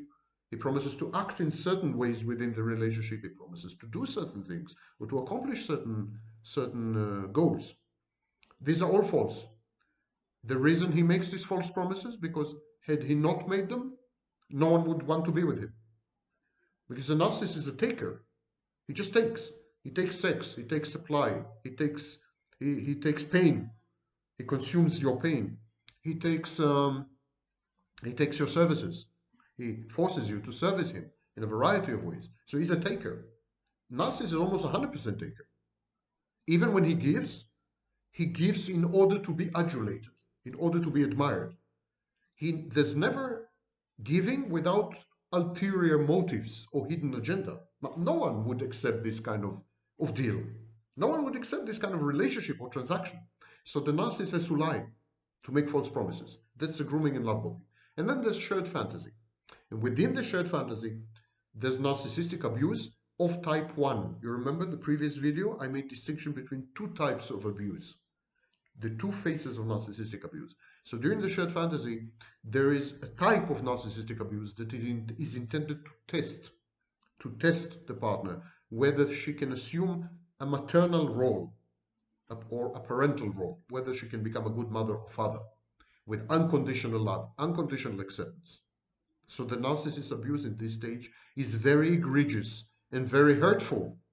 And it's intended to push the partner to the limit and to see how far the narcissist can go without being abandoned and betrayed. And there's a reenactment of early childhood conflicts. At this stage, women make a choice. Some of them decide to give it up, to withdraw. And some of them decide to stay and bargain with the narcissist, reason with the narcissist, try to contract, try to talk it over. It is at this stage that such people usually go to couple therapy, marital therapy. So the first type of women, they give up on the narcissist and they give up on the relationship. They cheat. If they can take anything from the narcissist, like money or favors or whatever, they cheat discreetly. If not, they cheat openly. In any case, they withdraw. They absent themselves from the relationship. The narcissist reacts to this sudden detachment with stalking. He begins to stalk. He feels that he is losing his intimate partner. He feels that she is drawing away from him, that she is drifting away from him. He guesses, usually very accurately, because narcissists are possessed of cold empathy. They can scan you brilliantly. So he guesses that she has someone else. He guesses that she's cheating on him. He feels that she's gradually vanishing from his life, and he begins to stalk her. Erotomanic stalking. In the second case, where the woman bargains, reasons, argues, debates, tries to convince, persuades, cajoles, begs, urges the couple to go to therapy, etc., etc. In the second case, so in the first case, there's stalking. In this case, there is the second type of narcissistic abuse. If the woman cheats and withdraws, the narcissist stalks her. If the woman bargains and demands, the narcissist embarks on a second round of abuse, of narcissistic abuse. This is narcissistic abuse type 2. And this type of narcissistic abuse has one goal in mind: to jettison the demanding, nagging woman. The intimate partner who makes demands, who insists, who wants to restructure the relationship, infuse it with life, spice it up, or whatever. The intimate partner who consumes or threatens to consume the narcissist's precious time or resources, she's gone. That's not part of the deal. The narcissist never had any intention to make good on his promises, on his false promises. So in the first case, the narcissist stalks the intimate partner because he thinks he could hoover her. He could hoover her, draw her back, even separate her from her new love interest. And in the second case, he just wants her gone. He wants to get rid of her. And so these behaviors are intimately connected with mortification that I mentioned before, because the narcissist vacillates, oscillates, pendulates between internal and external mortification and back. Internal, external, external, internal, internal, external. Why? Why does the narcissist vacillate? And how can you vacillate between external and internal? Well, the narcissist reframes. He offers, he creates narratives where external mortifications become internal and internal mortifications become external. He vacillates, and in a minute I will explain how he does that. But the reason for vacillating is that the shared fantasy is egosyntonic. He loves the shared fantasy. He is in the fantasy. He is deluded and deceived by his own lies. And so for him it's a shock when the intimate partner exits the fantasy abruptly or cruelly, or both. When this happens, when she cheats on him, betrays him, badmouths him, whatever, when she wants him gone, when she starts to withdraw and detach, he feels wronged. He feels that she is not okay, that she's bad, that she's malicious, that she's malevolent. He feels that he doesn't deserve what she's doing to him. He feels a victim. And so if in shared fantasy the intimate partner wants out, the narcissist feels experiences an external mortification. He says to himself, we have a wonderful couple, we have a wonderful relationship, why does she want out? She's really bad, she's malicious and I'm the victim. So this is external mortification. In the bargaining phase, when the intimate partner tries to bargain, tries to restructure and revive the relationship, makes demands, insists that the promises made be kept, at that stage, the narcissist feels bad. He feels trampled on. He feels ego distorted. He feels that he realizes that he didn't keep his promises. So he feels bad about himself. I'm sorry. He feels bad about himself. He feels that he is the abuser. He did something wrong. He didn't keep his promises. He knows deep inside that he had misled his intimate partner.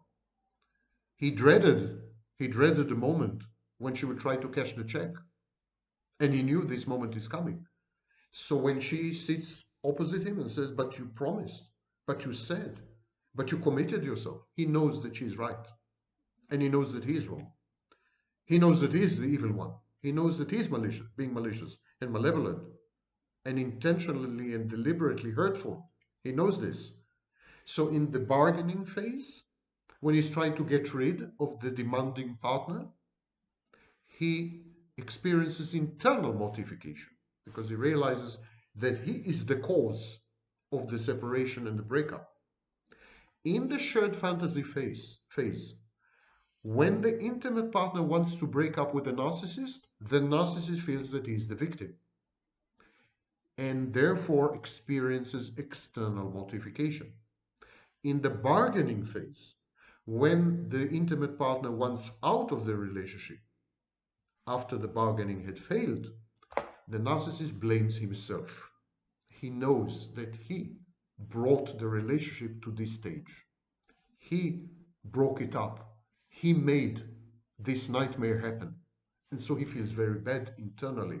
He experiences internal mortification. So the narcissist vacillates, oscillates, more shifts between internal cognitive mortification. I'm bad, I'm evil, I'm the one who rejected her, I'm the one who humiliated her, I'm the one who ignored her, I'm the one who made her feel unloved.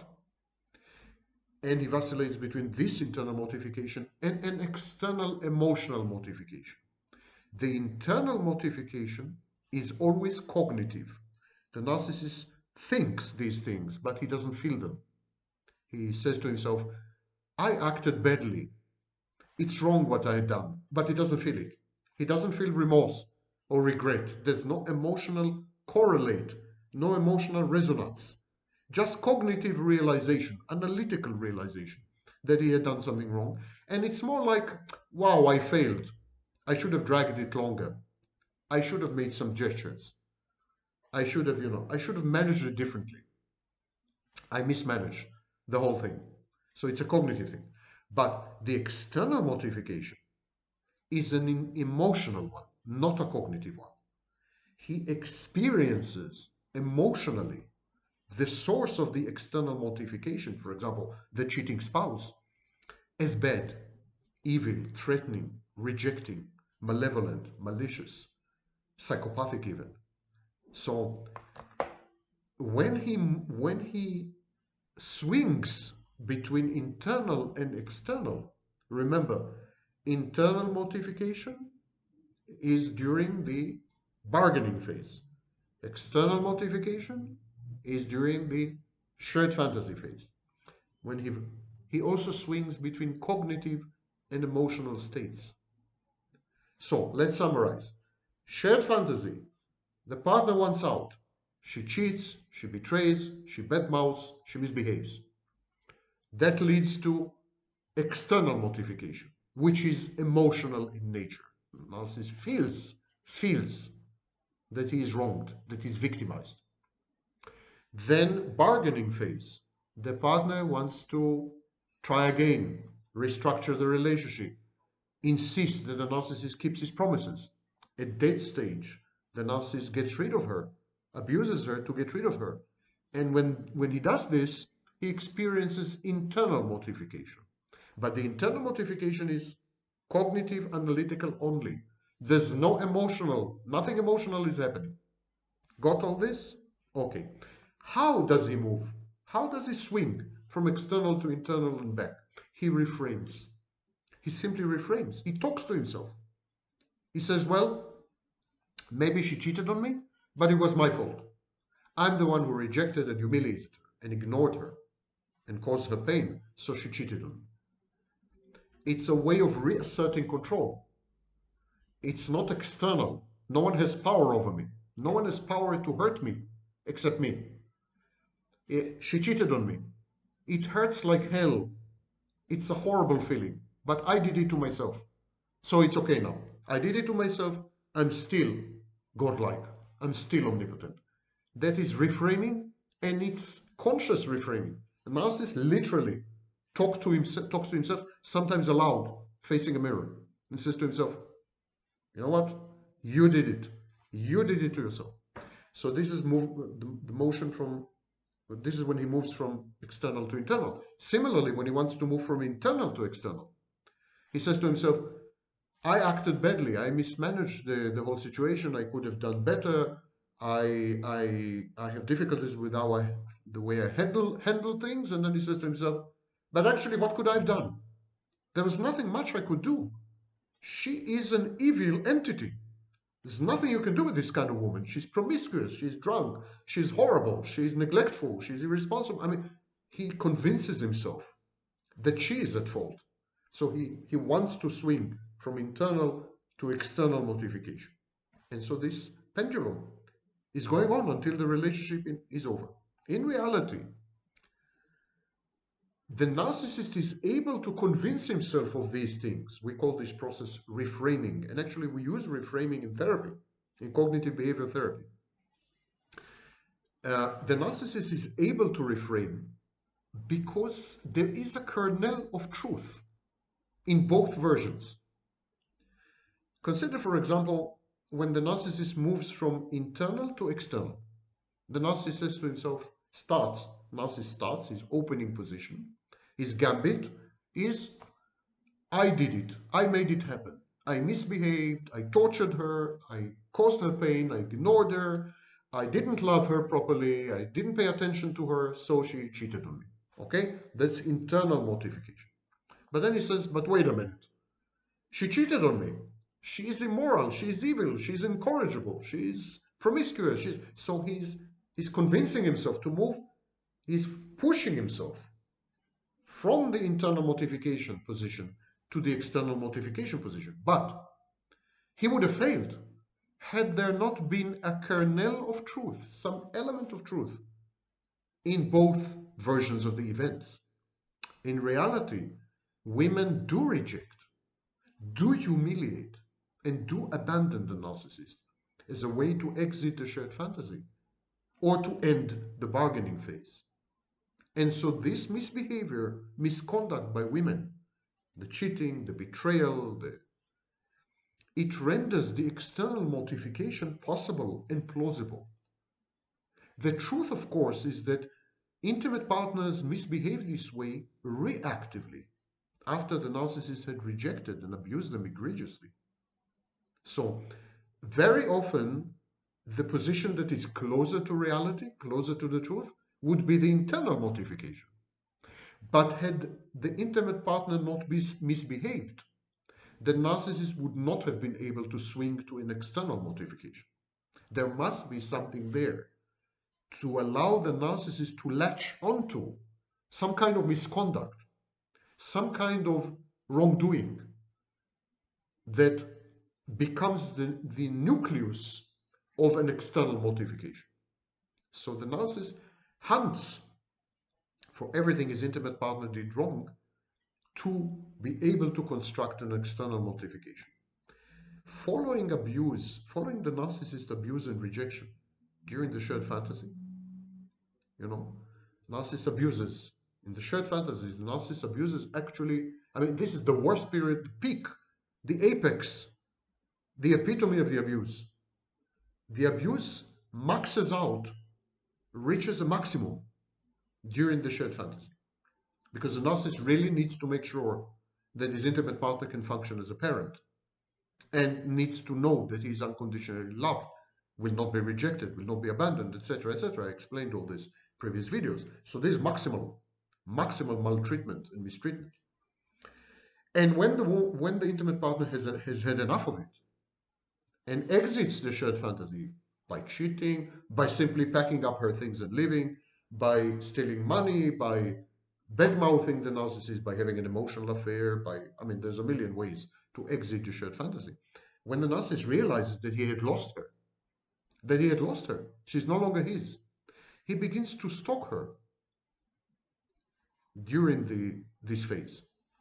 In the bargaining phase, he abuses the women in order to push them away. He wants the woman to cheat on him ostentatiously. He wants the woman to dump him so that he has a clean conscience, a clear conscience. I didn't do anything, she did it. So, in the shared fantasy, the abuse is intended to reenact the early conflict with the narcissist's mother, usually. And it helps him, the abuse helps him to revert to from one type of mortification to another. Because everything is, the abuse itself is grounded in, is the only real element, if you think about it, in the shared fantasy. Shared fantasy is constructed about false things, fallacies, falsities, prevarications, confabulations. It's all fake. That's why it's called fantasy. It's all fantastic. There's nothing there. The only real thing, tangible thing, sometimes very tangible in case of physical abuse, is the abuse. So the abuse, in a way, helps the narcissist, grounds the narcissist, helps him revert to reality, and allows him to swing between external and internal. I wanted just to clarify this very important dynamic. A few minor comments about other issues, and then we go to two other topics in today's buffet.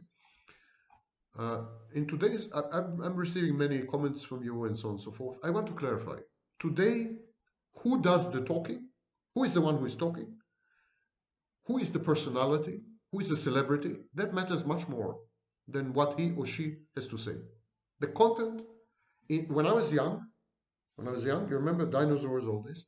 When I was young, content talks. The slogan was content talks. Generate good content and no one cares who you are. Today is not true. Content is utterly irrelevant. Who you are matters. Celebrities are famous for being famous and nothing else.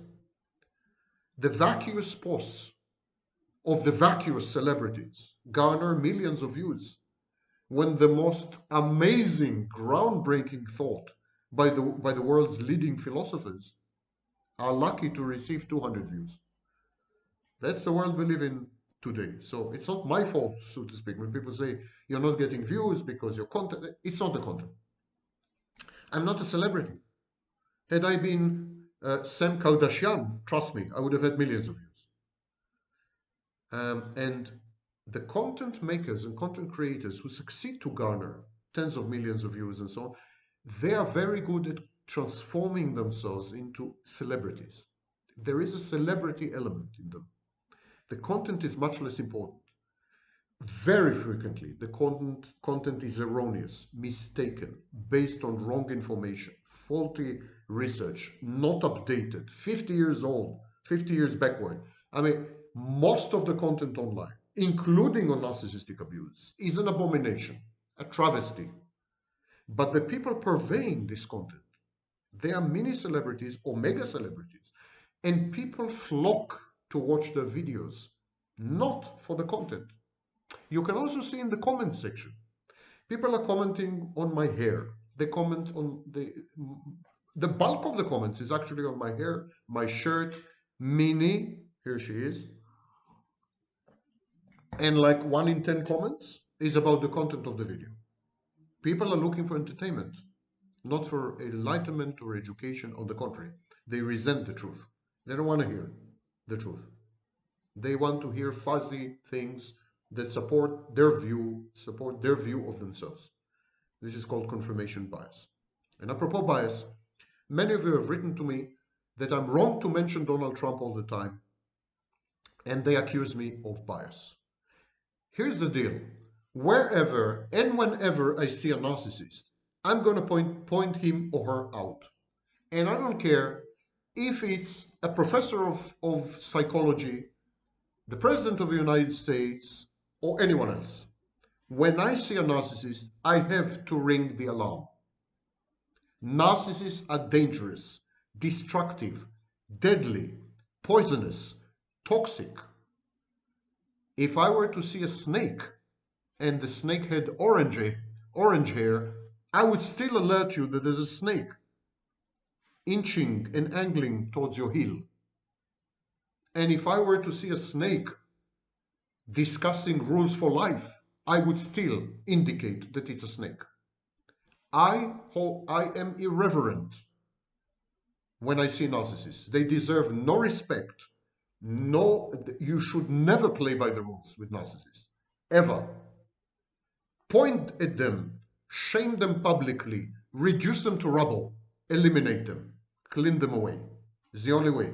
And the positions they hold, that's precisely the problem.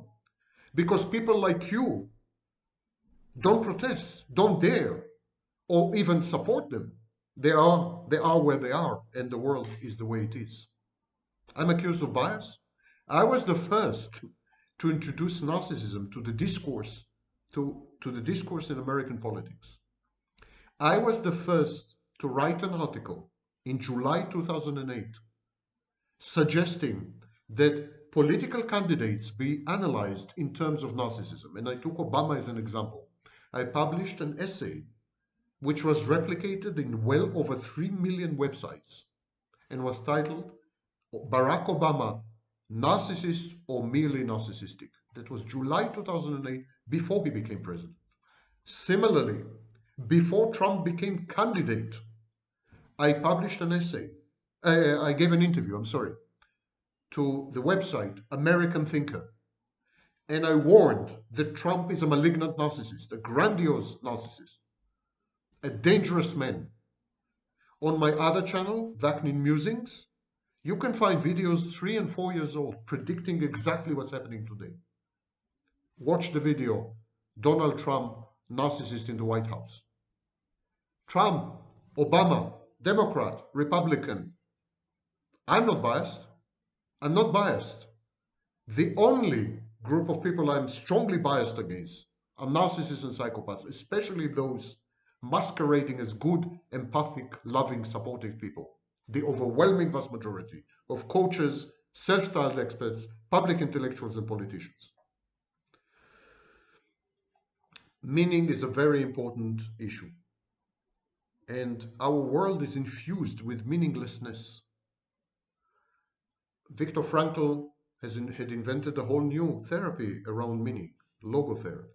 And we have a pandemic now, a meaningless pandemic, because a virus has no meaning. It does nothing, in effect. It enters cells and replicates just to enter more cells and replicate, just to enter more cells and replicate. There's no other goal. There's no direction. There's no narrative. There's nothing. There's no story behind it. A virus is the reification of meaninglessness. And we are plagued with a pandemic of meaninglessness. So narcissism is an organizing principle and explains the world, and in this sense, you can understand the world. You can infuse it with meaning if you apply the narcissistic scalpel. If you ask yourself questions about the narcissists and psychopaths that surround you. So today I want to read segments from 2 books in answer and indirect answer to many of the comments I had received. Many of you protested that you never cheat, you never lie. Yeah. Or as we used to say when I was young, yeah. Heard you. Okay.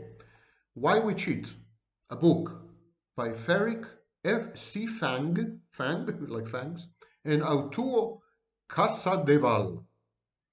Forgive me. So the book is titled Why We Cheat, but it's a great book. I want to read a quote from the book. Not all people cheat, but it is astoundingly common, and people are much more inclined to cheat if others around them are cheating.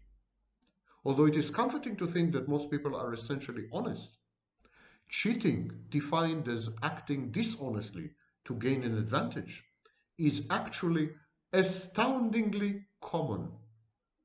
In a 1997 survey, management professor Donald McCabe of Rutgers University and Linda Klebe-Trevino, a professor of organizational behavior at the Pennsylvania State University, they revealed that about three-fourths, you hear me, 75%, of 1,800 students at 9 state universities admitted to cheating on tests or written assignments.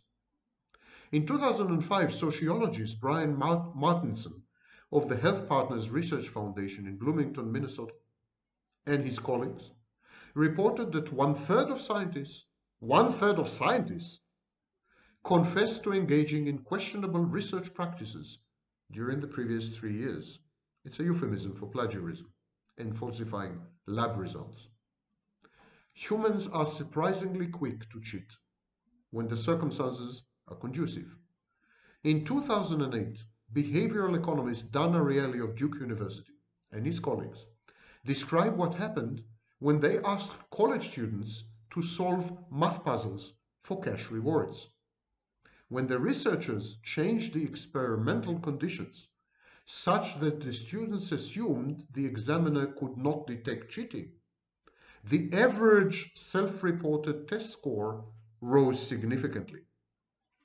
So when the student thought that he could get away with cheating, he cheated.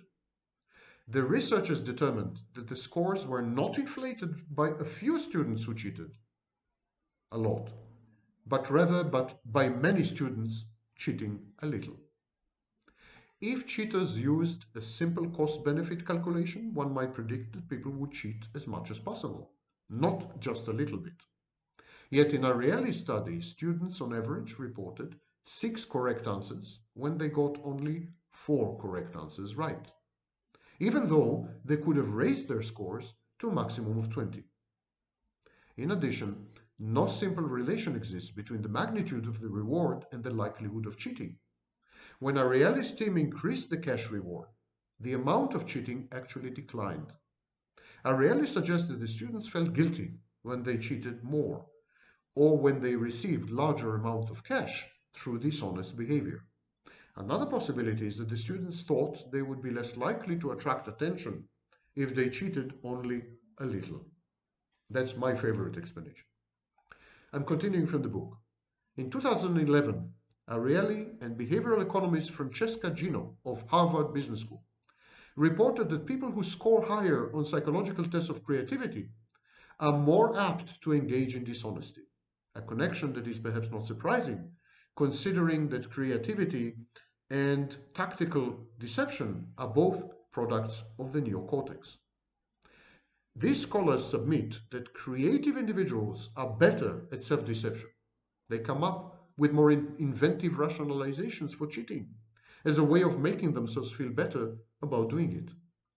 As Proust observed in Remembrance of Things Past, his famous book, by the way, the longest book ever written, it is not only by dint of lying to others, but also of lying to ourselves, that we cease to notice that we are lying.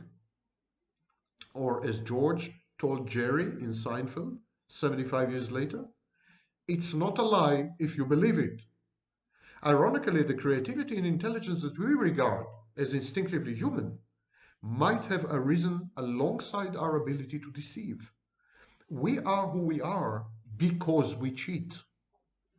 Unchecked dishonesty can promote the perception that one must cheat to remain competitive. And certain observations have led Ariely to refer to cheating as infectious.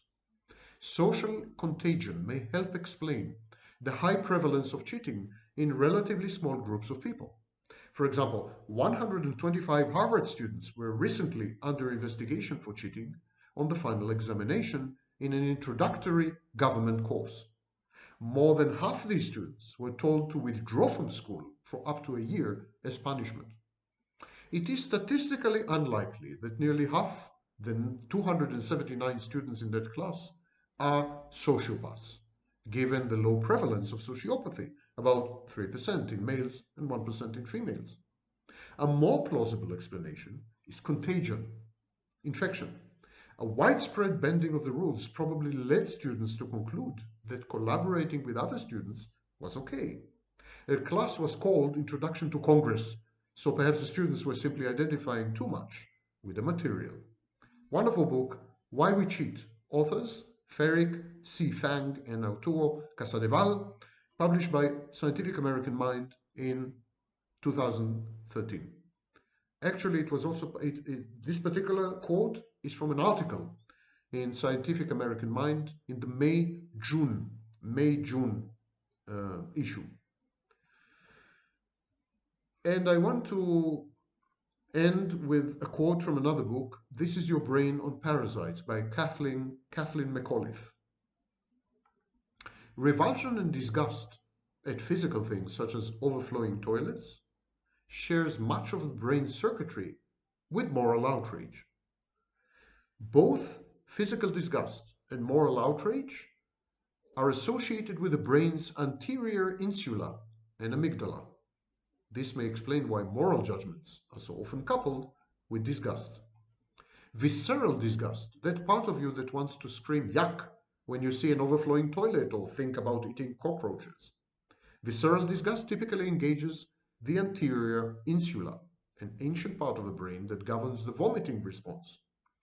Yet the very same part of the brain also fires up in revulsion when subjects are outraged by the cruel or unusually unjust treatment of others. That's not to say that visceral and moral disgust perfectly overlap in the brain, but they use enough of the same circuitry that the feelings that they evoke can sometimes bleed together, warping judgment.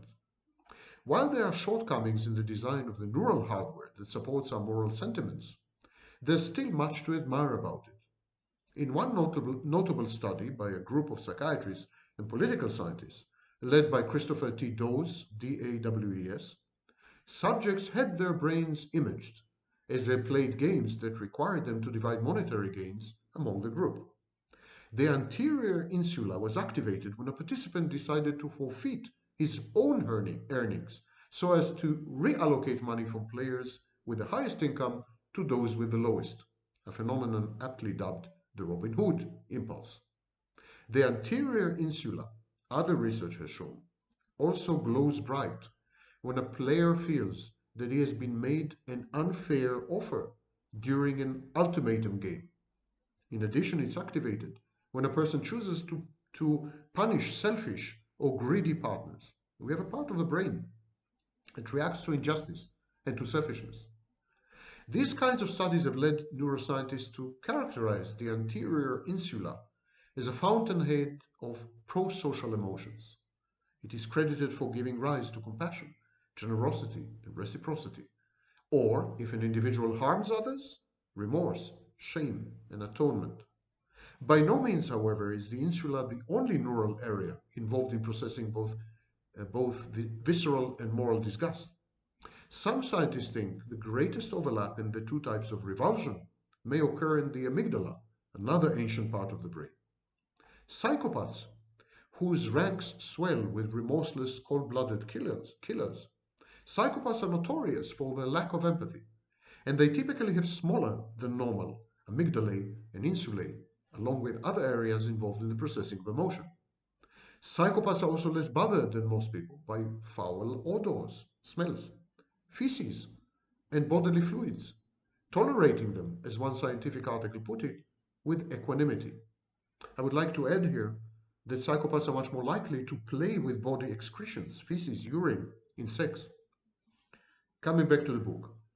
People with Huntington's disease, a hereditary disorder that causes neurological degeneration, are similar to psychopaths in having shrunken insulae, and they too lack empathy, though they don't exhibit the same predatory behavior. Possibly owing to damage to additional circuits involved in disgust, however, the afflicted are remarkable in showing no aversion whatsoever to contaminants. For example, they think nothing of picking feces up with their bare hands. This is Huntington disease. Interestingly, women rarely become psychopaths. The disorder affects 10 males for every 1 female, and they have larger insulae than men relative to total brain size. This anatomical distinction may explain why women are the sex most sensitive to disgust. It may also have bearing on yet another traditionally female characteristic, feminine characteristic. As befits women's role as primary caretakers, women score higher than men on tests of empathy, a very useful trait for gauging when a cranky baby has a fever or needs a nap.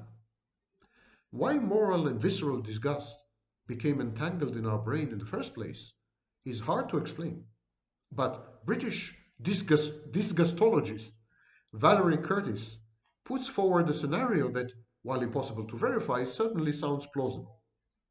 Evidence from prehistoric campsites, she notes, suggests that our ancient ancestors may have been more concerned about hygiene and sanitation than commonly assumed. Some of the earliest artifacts from these sites include combs and middens, designated dump sites for animal bones, shells, plant remnants, human excrement, and other waste that might attract vermin and predators are common in all these campsites. Early humans, she strongly suspects, would have taken a dim view of peers who were slobs about disposing their garbage, people who spat, people who defecated wherever they pleased, or made no effort to comb the lice out of their hair. These inconsiderate acts expose the group to bad odors, smells, bodily waste, and infection, triggered revulsion, and so by association, the offenders themselves became disgusting. To bring their behavior into line, Curtis thinks, they were shamed and ostracized. And if that failed, they were shunned, which is exactly how we react to contaminants. We want nothing to do with them. Since similar responses were required to counter both types of threat, the neural circuitry that evolved to limit exposure to parasites could easily be adapted to serve the broader function of avoiding people whose behavior engendered health. Complementing this view, Curtis's team found that people who are the most repulsed by unhygienic behavior score higher than average on a test of orientation towards punishment. That is, these kind of people are the most likely to endorse throwing criminals into jail and imposing stiff penalties on those who break society's rules. From this point in human development, it took just a tad more rejiggering of the same circuitry to bring our species to a momentous place. We became disgusted by people who behaved immorally. This development, Curtis argues, is central to understanding how we became an extraordinarily social and cooperative species, capable of putting our minds together to solve problems, create new inventions, exploit natural resources with unprecedented efficiency, and ultimately lay the foundations of civilization. It's the book, This Is Your Brain on Parasites, How Tiny Creatures Manipulate Our Behavior and Shape Society. The author is Kathleen McAuliffe. It was published in 2016. Again, highly recommended. I dedicated this video to mortification, cheating, trying to put it in the context of evolution and human history, and the interaction with the narcissist. These reactions we have to immoral people who don't keep promises, who are unjust, who abuse people, who are selfish. These reactions are visceral and moral. They come from the most ancient reptilian parts of our brain, in effect.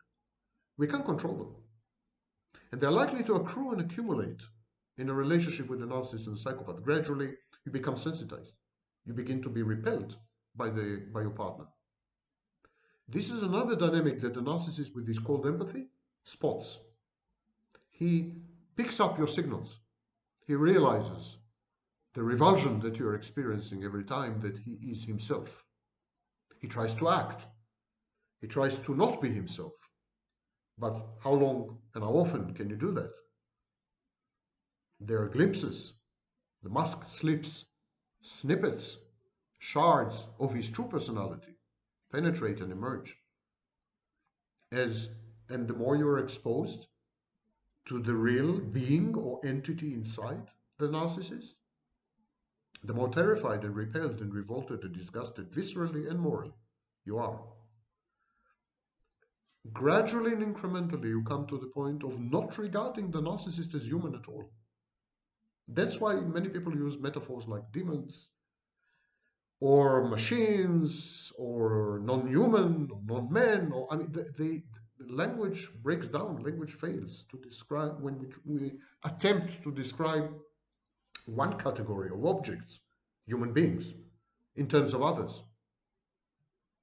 The narcissist gives the perfect appearance of a human being, but he's not in any meaningful sense of the word. And you pick up on it. You fall in love. You enter the shared fantasy with the simulacrum with a disguise, with a projection of a full-fledged, highly attractive, irresistible human being. But then you discover it's a hologram. You discover it's a hologram. It's a Truman Show. It's a theater production. It's fake. It's a movie. But by then it's too late. You have been reduced to 2 dimensions. You remember the movie? I Shrank the Kids? That's what happens to you. To extricate yourself from a shared fantasy is far more difficult than to enter it. And no bargaining will help you. You need to escalate.